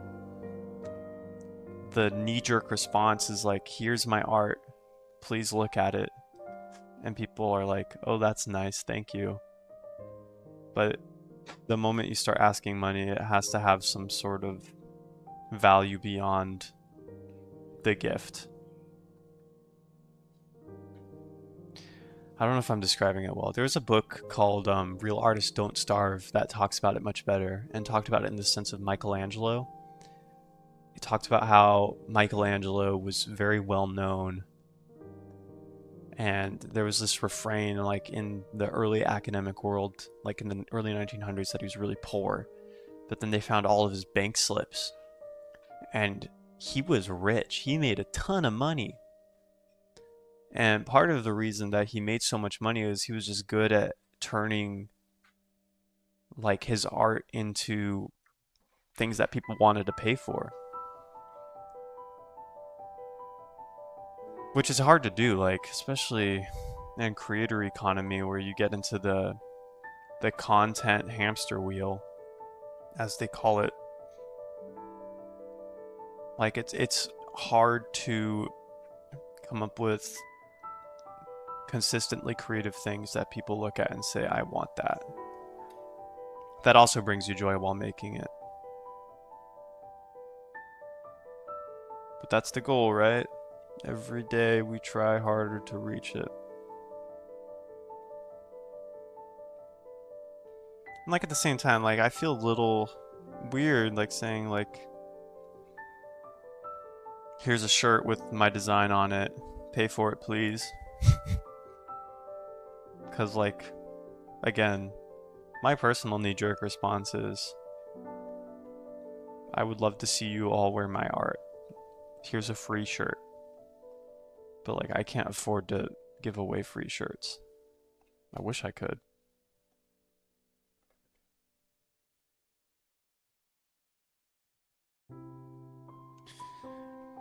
Yeah, I don't really there is a way to do it if you're shy. But I think it takes more work almost. Like my professor from college, many of them were shy. Many of them didn't really have an online presence at all, but they all made a living doing art. But a lot of it was like through commissions, so like service based. Like they get a contact within a magazine company, and the magazine company's like, "We want you to illustrate this cover," and then they just send them art for the magazine cover. Like it's very it's like an introverted way of doing it. But I don't even know how you would set that up. I know one of my professors, they like flew to New York when they got out of college and just started connecting with a bunch of agencies, and now they're a very, very well established illustrator. And they live a fairly introverted life, but initially they were not. Hello, Marvin. Good to see you. I like your orange profile picture. The way I got my first few concept art jobs also was just like going on Discord servers and saying, like specifically indie dev Discord servers, and saying I'm looking for work. I'm a professional concept artist. Here's my portfolio. If you like it, I'd love to do work with you. And I got a few clients through that, of which I'm still on decent terms with now. They've reached out and asked me to do some more art, but that was when I was still working full time. So I just said, no, I don't have time. I'm sorry. And then through LinkedIn scrubbing, like going on LinkedIn and just checking for job postings. And I got really lucky with this job posting from Amir Satvat, who's like an angel to the game dev community for helping people find jobs. He posted something about Dave the Diver needing concept artists. And I reached out to Dave the Diver director, Jae-ho Hwang. And he was like, I like your art. You want to do some characters for us? And I did. And I still can't show it because it's still under NDA. Yeah, it's one of the social medias you can find work on. There's other ones out there too, like my big job that I have, the full-time one. That job I got through the Polycount forums of all places. My boss found me on there, like via the same message I was sending to Discord servers. And he was just like I don't know how much I can say about him. He's kind of a private guy, but he's one of the like original developers on Rocket League. So I was like, "Oh my gosh, dude, I'd love to work with you." But yeah, I'm still working on that project. It's still in progress, still under NDA, so I cannot say much about it. I had to clear my Krita history because I had a bunch of paintings on it that would pop up.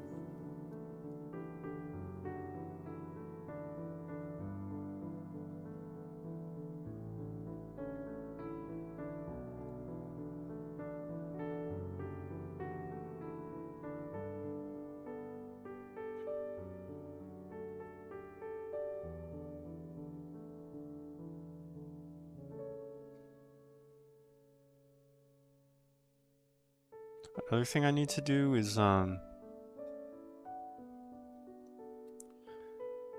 go to more meetups. Meetups are also a great place to like meet people and make connections. But don't ever do like meetups just to make connections. The thing with that is if you go into like concept art and game dev meetups with the sole purpose of wanting to find work and make connections, like people can tell. And it turns people off pretty quick because like nobody wants to make a relationship with somebody who has vested interest. Like, oh, I'll be friends with you if you can get me a job. Like that's just not how human relationships work. It's better to go to like concept art meetups, Lightbox, GDC, and go with the purpose of like you guys do a lot of cool stuff. You're making games, you're making art. How do you do it? What's your favorite thing? Like, I want to learn more about you because what you do is cool and you seem like a cool person. I'd much rather be friends with somebody who wants to be friends with me because they think I'm worth their time rather than they want to be friends with me because they want a job, you know? Like, everyone wants a job. I want a job. I have a job, but I wouldn't mind having a job that pays more, I guess. I don't know.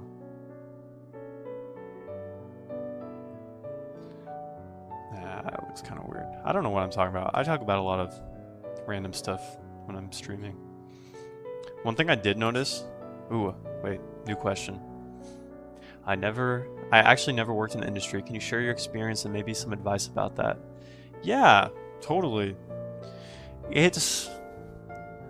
I'm new to the industry. I really started working like in the game industry specifically in like 2022. I started like doing art like commercially, like for smaller clients, like Minecraft servers of all things back in like 2018. But like for big professional games, it's been since 2022. And that was after COVID, or like during COVID. So everything was online. I've not had a single in-person job, not a single one. Which makes it a little hard because it's difficult to make personal connections with people you never see. You just hear their disembodied voice on Discord or Slack. And like that's fine. It's cool to work on games, but also like I feel like I've really missed the in-person relationship component of the job that people before have had. So like people always tell me, "Oh, you get to work remote. That's so great." And I always just smile and say, "Yeah." 'Cause like it is great. It's nice that I have so much flexibility. But like I also do feel a little bit disconnected from the industry. 'Cause I end up just getting like sheets of here's what you need to do, here's when we need it done by, and it just becomes a long email chain.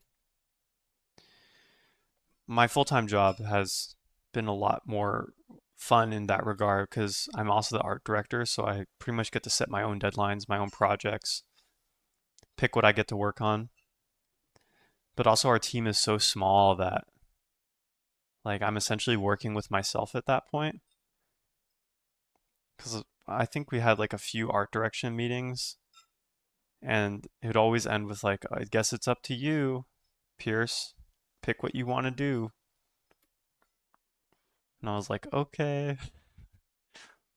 This junior concept artist getting put into the role of art director, which was honestly great. Oh, my light overheated. Can you still see me? Yeah, sorry guys. It's been on for 2 hours and 10 minutes. Let's see if I can turn it back on. Yeah. It's... Oh, I can't believe it turned off. Dang, man. Okay. We're gonna leave it off for a little bit. I'm not sure if I'm answering the question at all. I guess biggest takeaway from working in the industry at this point is jobs are scarce. They're a lot of fun, but it's also a little bit lonely. Like I get paid to work, but it's usually like work by myself. And within all that also like it doesn't feel that different from just staying home and working on my own stuff, which is why I've started pursuing working on my own stuff because I'd rather get paid to work on my own stuff versus other people's stuff. I'm using Krita, so Krita is like free Photoshop. The default setup looks much different from this. I'll show you the default setup. This is the default. I guess it's a little bit similar. Um, you have like a bar over here. You have more tabs. I'm just a huge fan of minimal stuff. So mine is like pared down to this, which I can then do to this if I really wanted to. I'm going to make a video next week about how to simplify it a little bit more. Like Krita, if you want to use Krita. Because it's like free, 100% open source. If you have any other questions about concept art industry, I'm all ears. I will try my best to answer them. I don't know if I'm doing a good job answering them. I feel like my answer is a little bit all over the place.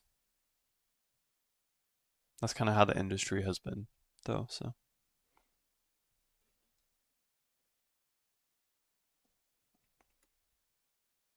I will say the people who work in the concept art industry, like fellow concept artists, are really cool people.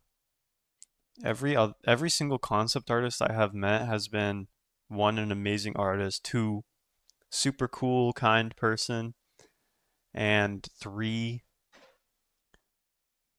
very, very interesting in terms of like their brain, like their creativity, like what goes on inside their head. Most of them are pretty deep thinkers if you can get them to open up. There's a lot of introverts in the concept art industry though. Not as much as I would say like engineering and software dev, but still a decent amount.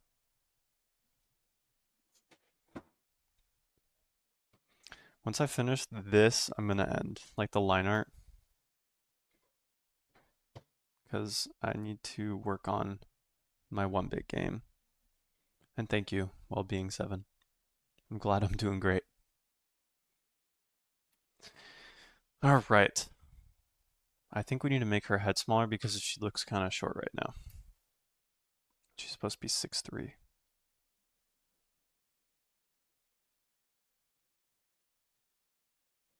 All right.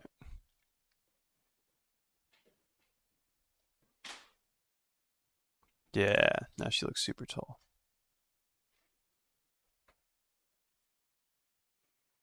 She looks like a giant. What do I should do? Let's grab the line art from this one and then overlay it. Make it so their heads are the same size.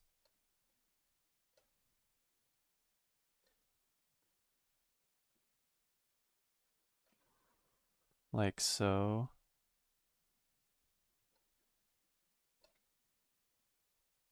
Like how tall is she in comparison? Yeah, that's about right.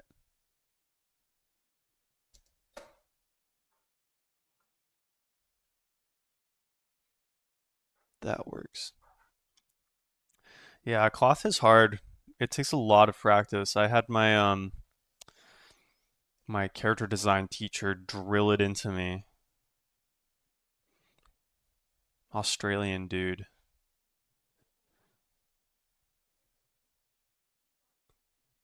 He was like, "You don't draw cloth right.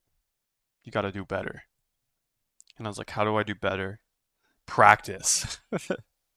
He was so interesting.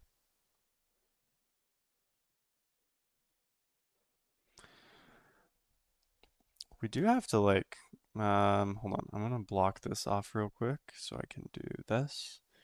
And then there we go. And then also get some thicker lines around this.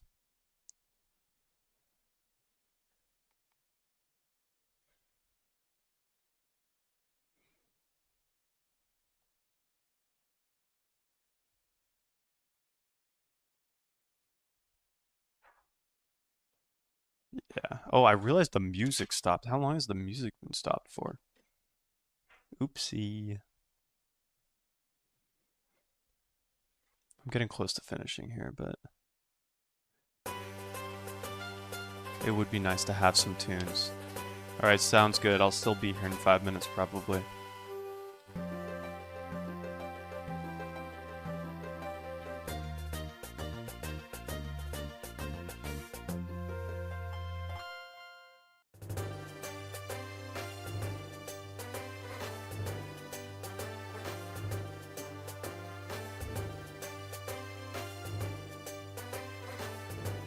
Awesome.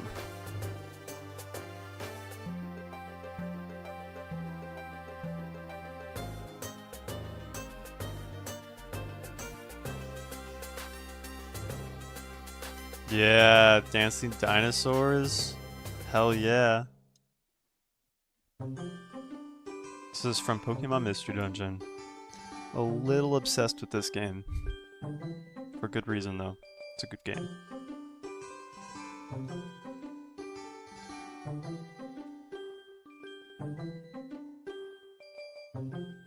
Alright, I'm gonna work on the face a little bit.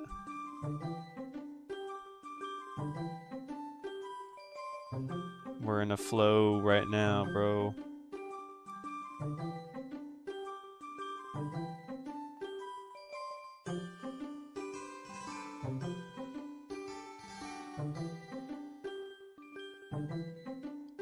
We do have to erase the inside of the eyes because she has white eyes, apparently. Which is crazy.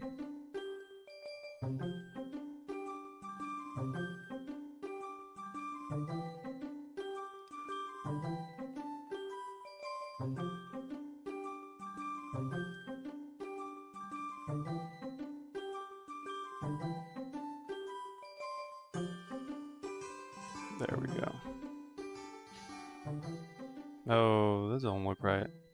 It's the nose. Too pointy.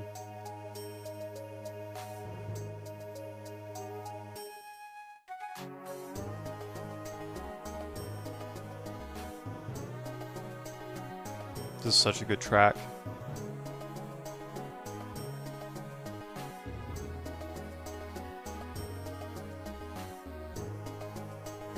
That was too big now.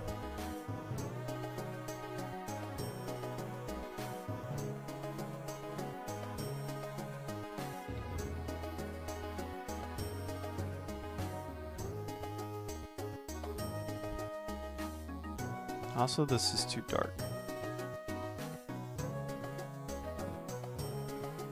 Maybe too low as well, perhaps.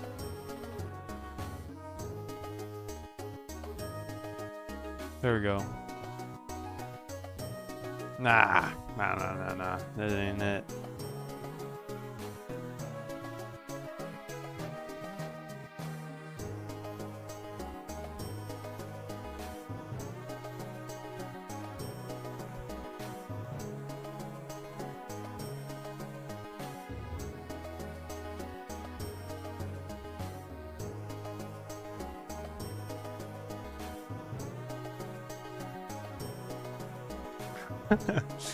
My fiance's texting me instead of talking to me.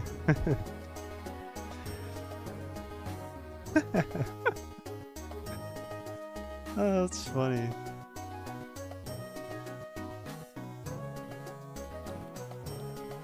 I think also the shape of the head on this edge here was kind of messing with it. Like that looks much better. The face is still off. Maybe the like entire face needs to be shifted down.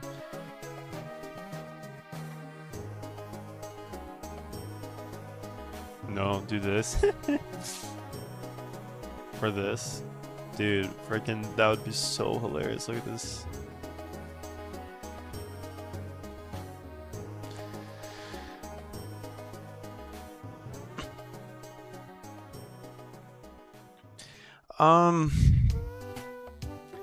Is it good to veer into other types of styles?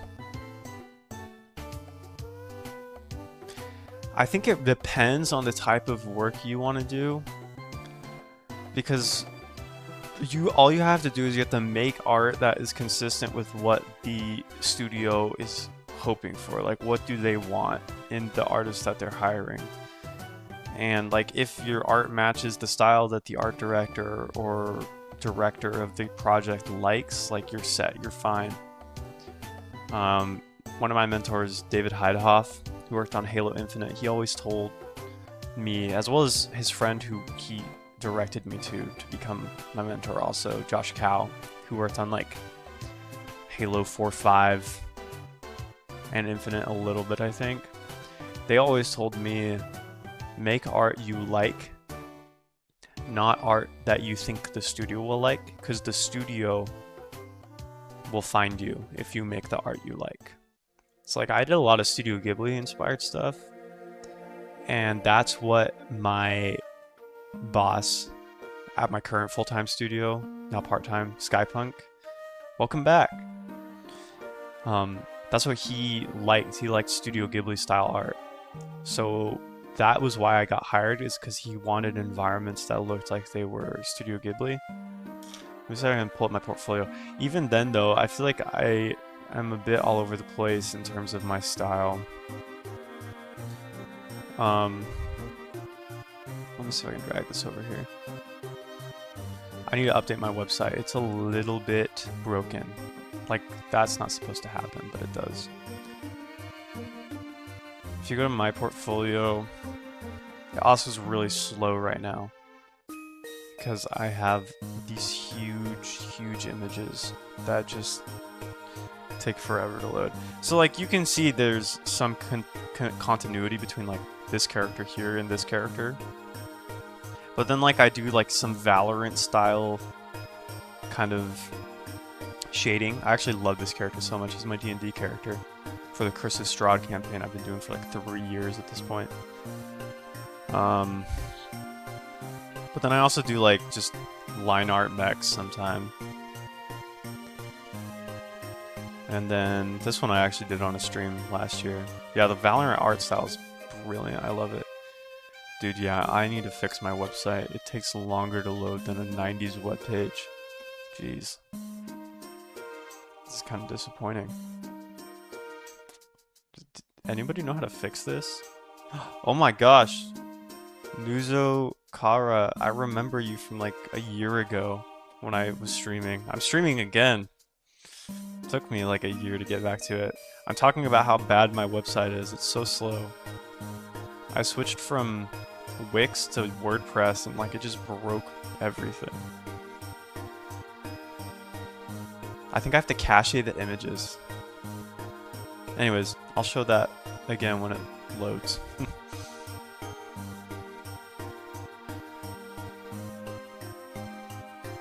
This is a little messy right here. That's okay.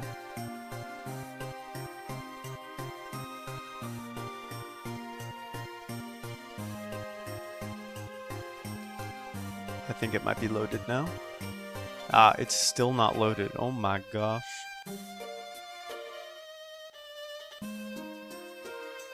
Okay. Let's do a quick outline. So yeah, I'd say if you're not making the type of art in your internship that you enjoy, start making the type of art you enjoy on the side and let that be your portfolio. Don't put the work from your job into your portfolio. Blech. Don't put the work from your internship into your portfolio if you don't like it, because you won't get hired for that. I had way too many concept art teachers look at my portfolio and say, oh, it's not good, it's not matching the style that you're gonna get hired for. But like, that's not what you should be aiming for. You should be aiming for a style that you are happy and proud of, because then you're gonna be getting work then for that style. If that makes sense. Oh my gosh, it actually loaded. Wow. Alright, this is my portfolio. Environments. You can see there is a decently large range from like just digital painting style to super heavy line art style to then like stuff like this, which I don't even know what style this is, to like this, which is very Studio Ghibli inspired, or this, which is also Studio Ghibli inspired. Then I also have pixel art stuff and just illustration. Also my fiance, I think, is meeting in the background. Yeah, absolutely, go for it. I am ekpap everywhere, pretty much. Except LinkedIn, I'm Pierce Papka. Should be on my website. It has been a while indeed. Yeah, I got all these. I'm trying to be more consistent because I have the time now. I went part-time at my full-time job. I have to be a little bit quieter now because fiance is meeting with her boss, I think.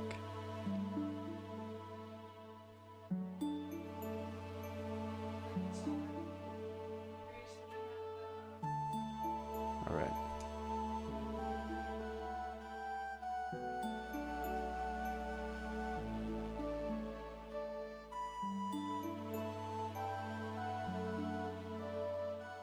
There we go. Let's get a thicker line weight around this.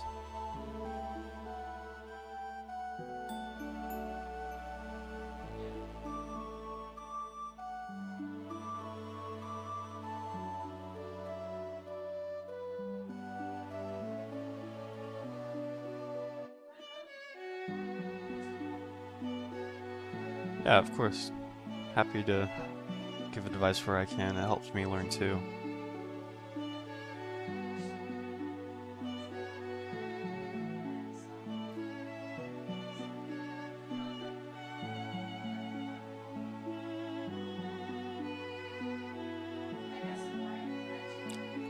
Normally for characters in concept art, if you want to be a concept art artist for characters, you want to do a front-facing one like this, but then you also want to do turnarounds. Once you get a front-facing one like this, it's relatively easy because you have all the details figured out, and then you just do like T-pose, front, back, side. Yep, exactly, presentation and orthographic. So like for my Dave the Diver work, they had me do like two 45s, like this would be 45 front, and then I would do a 45 back, and then I would do the T-pose rotations. And like normally you would, if you work for a studio, they probably would only have you do the line art for the T-poses, like a smaller studio, because it saves on time and money, but because Dave the Diver is funded by Nexon, they had me do color for all of them, color and shadow, which took a long time. It took me like, I had to do like 10 characters, it took me like 6 months.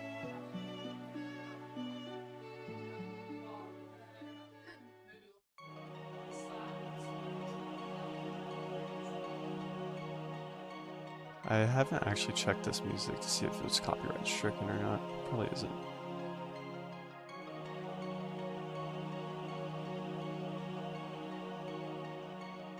I feel like the eyes are a little too extreme.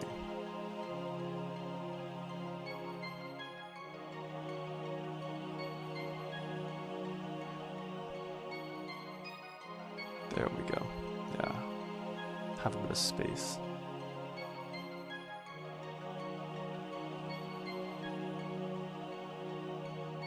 And then the top of the head, of course.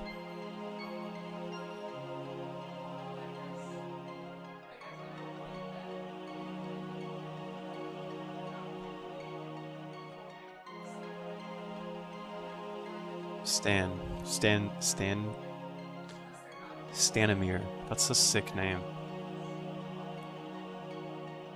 Art contests are also great because they push you to like do better art. So that's good. Keep it up. If you send me what you make, I'd love to see it. I don't know what type of art contest it is. Is it like a character design, environment design, illustration?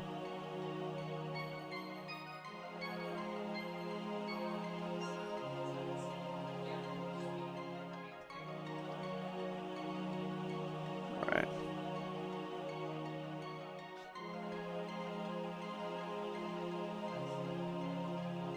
Dude, yeah, it does sound like a warrior name. Become peaceful inside. That goes so hard, bro. I love that.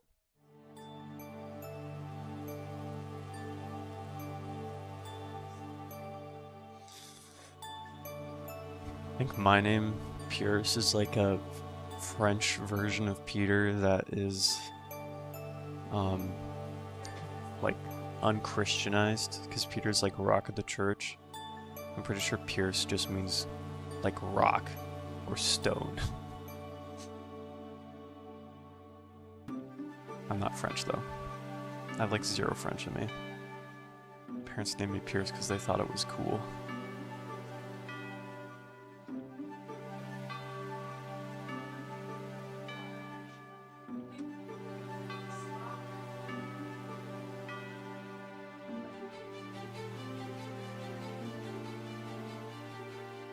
Yeah, we're gonna do a smirk maybe.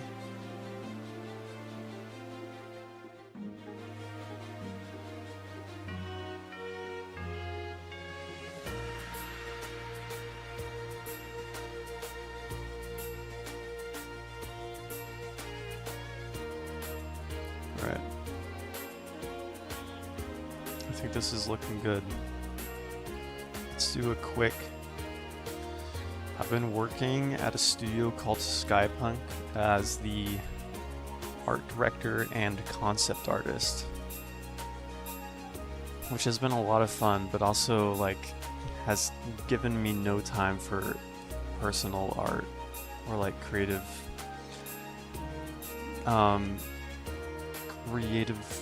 energy to do other things other than work, which is why I've been so quiet on social media. I just like got burnt out from working.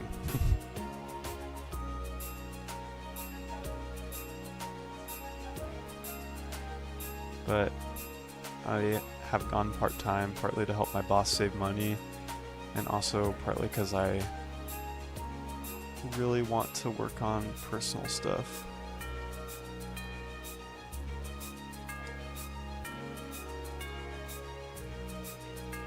What have you been up to? Ooh.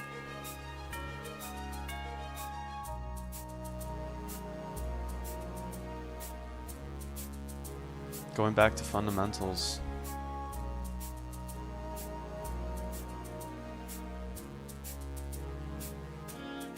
Yeah, that's fair.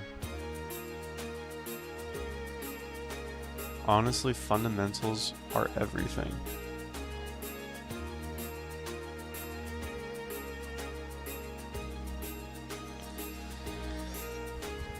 Yeah, do you know like what part of the industry you want to join?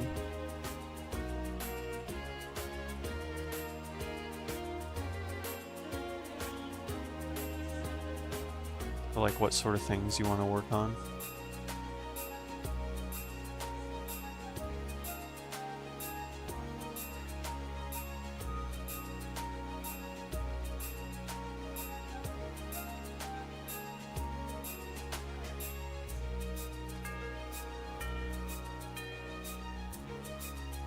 One second to...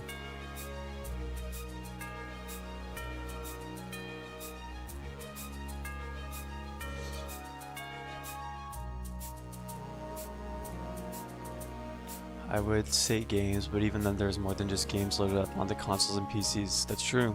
There's board games, there's like live games like Heck, you could call soccer and dodgeball and Spartans games. And people need graphics and stuff for that. Mobile games too. Yeah, dude, mobile games actually seems pretty fun because they do a lot of stylized characters and there's a lot of money in mobile games as well. Like, my concept art friends who are not struggling at all tend to be in the mobile game industry just because mobile games make so much money. Like, if you think about Clash of Clans has so many artists because they need to make new seasonal art. And they have the money to do that because people buy gems because they want to upgrade their place. Yeah, getting in is hard. Because you essentially need to convince people that you're worth their time. But you don't do that by like actively trying to convince people you're worth their time. Have you worked on any like... Yeah.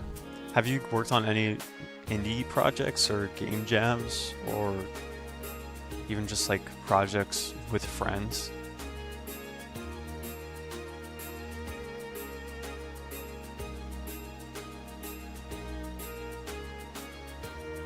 That would honestly be the best thing to do if you're looking to get into the industry, is just start working on projects even though you're not in the industry. Don't wait for people to hire you to do the things you want to do. Just start doing them. It'll take a little bit of like time to learn, and you'll probably need to team up with other people who have yet to get into the industry, but if you go to itch.io, there's tons of game jams happening all the time, and more often than not, people are looking for artists to help them. Commissions are a great way to do it too, because like you can put that on your resume, you can upload the commissions to your portfolio as long as they're good. Also, this still looks off. Something is not right. I thought I had it, but I don't. She's looking like an ultramarine, bro.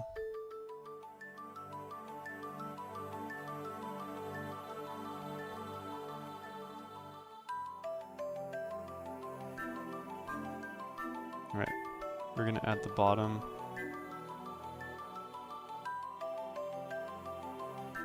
That's gonna look weird until we move this over. Oh, it still looks weird. Maybe I should have kept what I had. The jaw just looks so weird.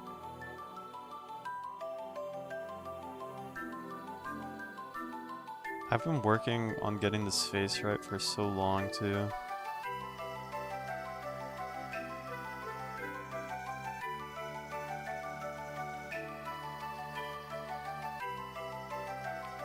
Yeah, design classes are honestly so good. Also, whoever's liking the live stream on Instagram, thank you. I see those hearts.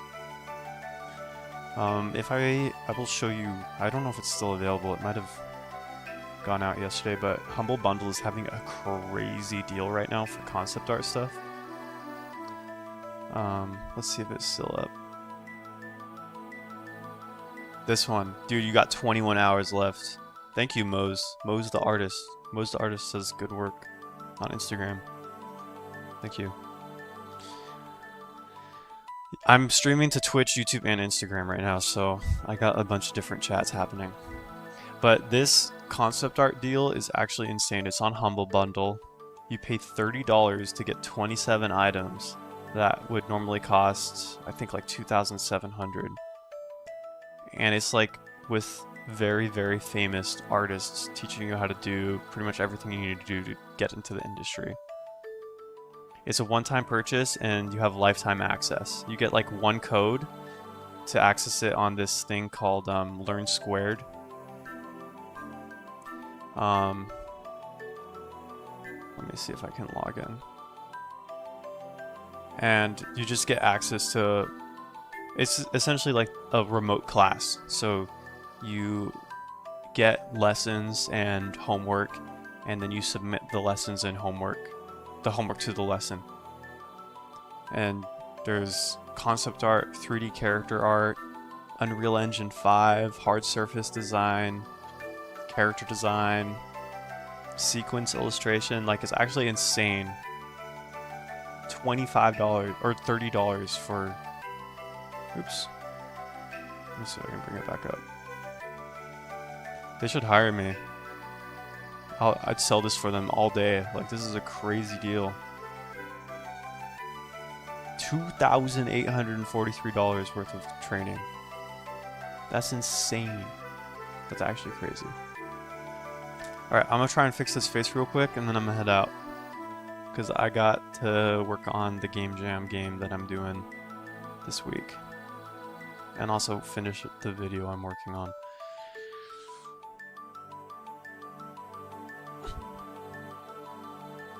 You know, I don't know, man. What is going on? Something does not seem right. What if we just flip the head, bro?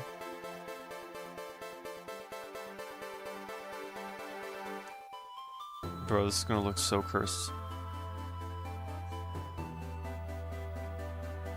Oh, maybe it doesn't look that cursed. What do you guys think? Flipping the head so it's in line with the shoulders. Ah, shoot. Should I just do that?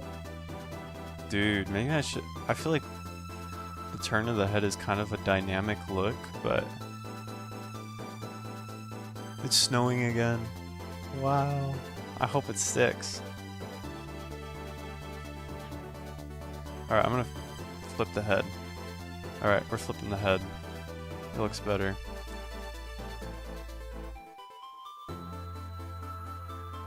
We just gotta get the hair to all line up. Dude, I'm actually so upset because I worked so hard to get the face to work the other way and it just doesn't. Probably because the neck was like straining. Cracking her neck just to look away from the camera.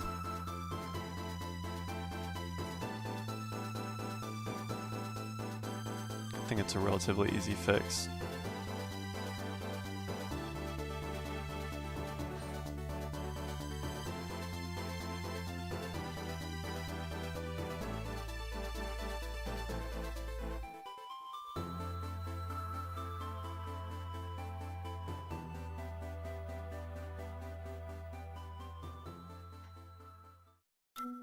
Alright.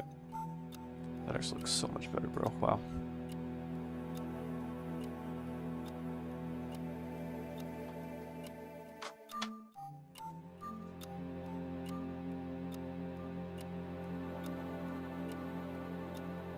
Wow, dude, that is actually crazy. Yeah, it is more natural.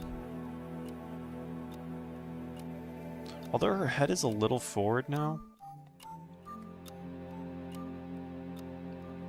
Which is actually also easy to fix. Looks like she has concept artist neck now from drawing all day. Dude, I constantly get called out in karate. You're too tight. Your shoulders are too far inward. Like, bro, I'm a desk jockey. No, duh. I'm trying my best.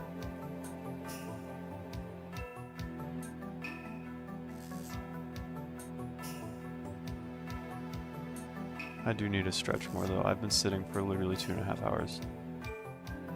I should probably stand up soon. Well, that's how long it takes to finish a line art character design, everyone. It takes around 4 hours right now at this point in my career.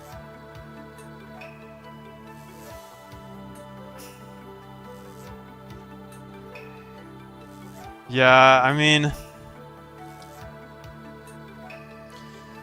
I'm at the point right now in my career where, like, if I don't practice consistently, my skill slips back a little bit. And then when it does slip back a little bit, I see the problems and I don't remember how to fix them.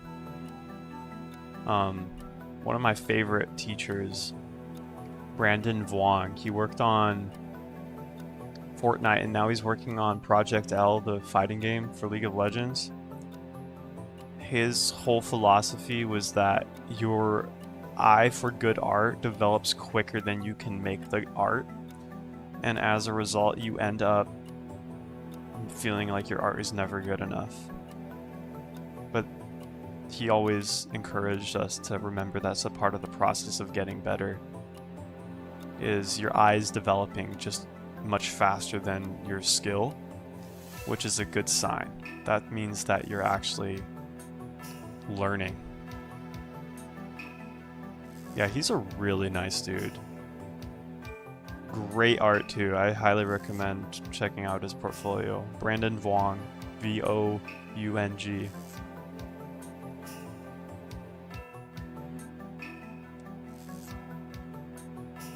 Super talented artist. Super skilled, I should say.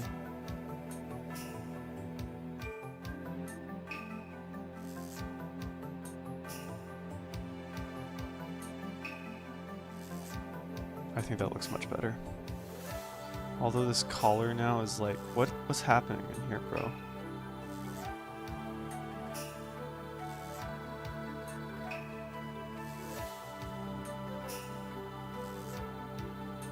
It's a little messy, but like the other one's also messy, so we can just call that as a part of the style.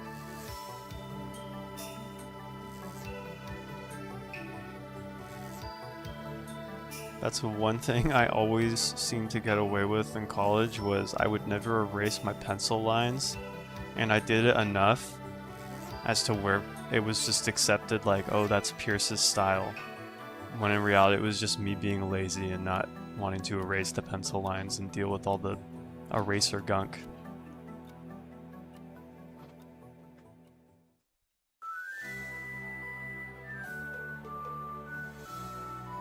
Thank you. I think we're gonna call it for today after I do one really quick thing.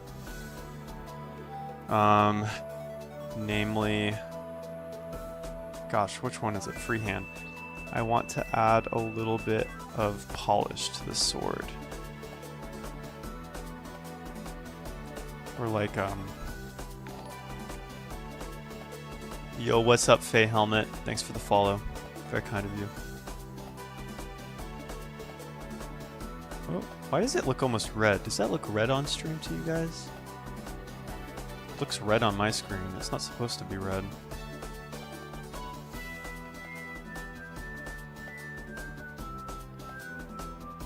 Alright, now what we can do is we can copy paste this and just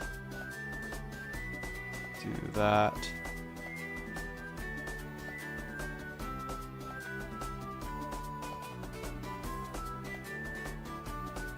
The camera moves around with me because I have the Surface Laptop Studio, and that thing has like a feature in it where it makes the cameras follow you. It's specifically like unique to the Surface line.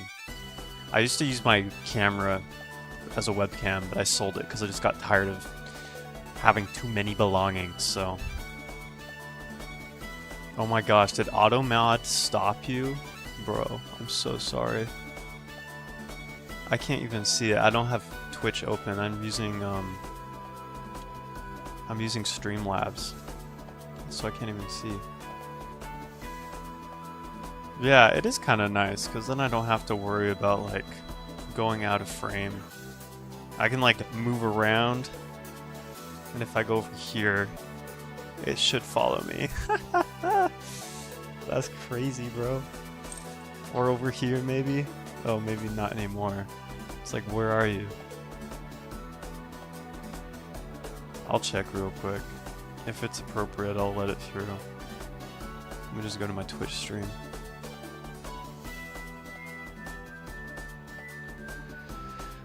I don't know if it will let me do it if it's already been blocked, but maybe it will.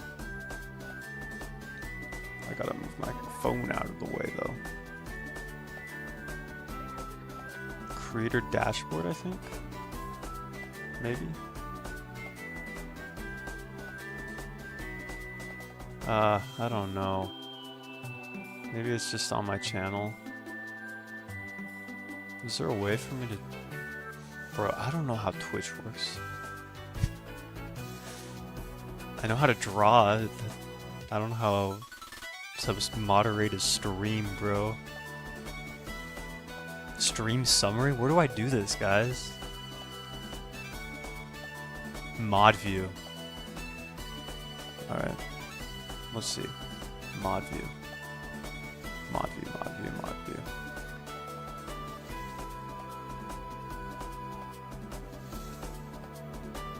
Oh my gosh, Yukim, what is up?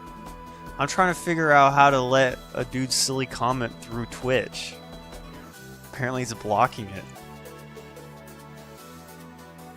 And then the drawing is for a friend.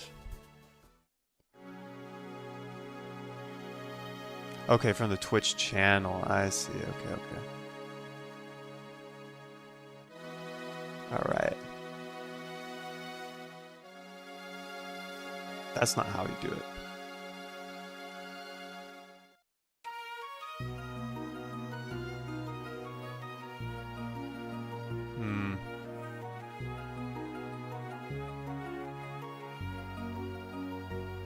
Thanks. It's the sword icon. Bruh. I can't even find the sword icon. Oh, wait. I think I found it. Awesome.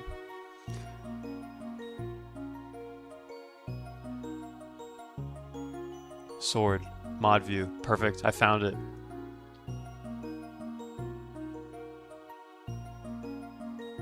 Where do I see what blocked?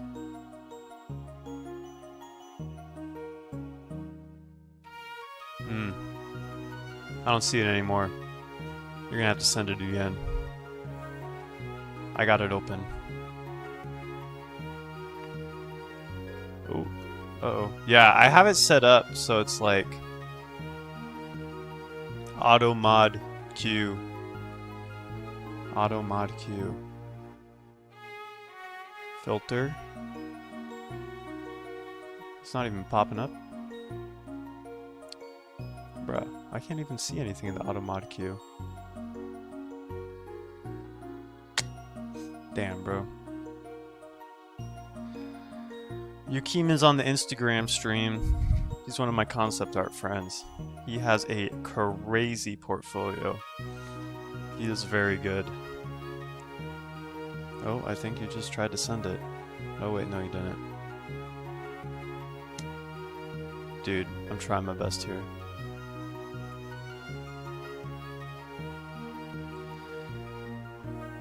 Ah, I'm sorry, Faye Helmet.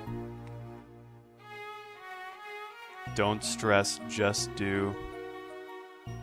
Thank you, Yukim.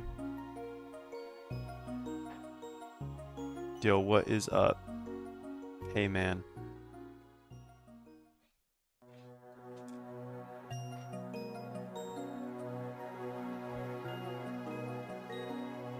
Dude, I have my camera, like... Greetings from Brazil, hello. Dang, that's far away.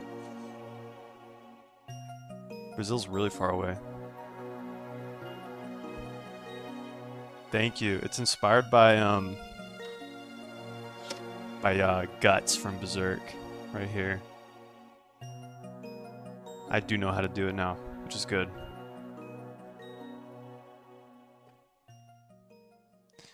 I just gotta get the line surrounding it done, and then I'm gonna be done for the day. I keep saying that, and it's like always the next thing, right? Always the next thing.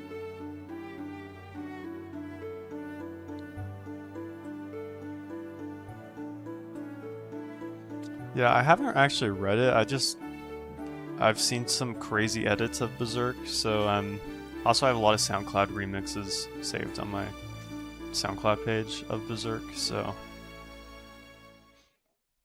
like quotes and stuff.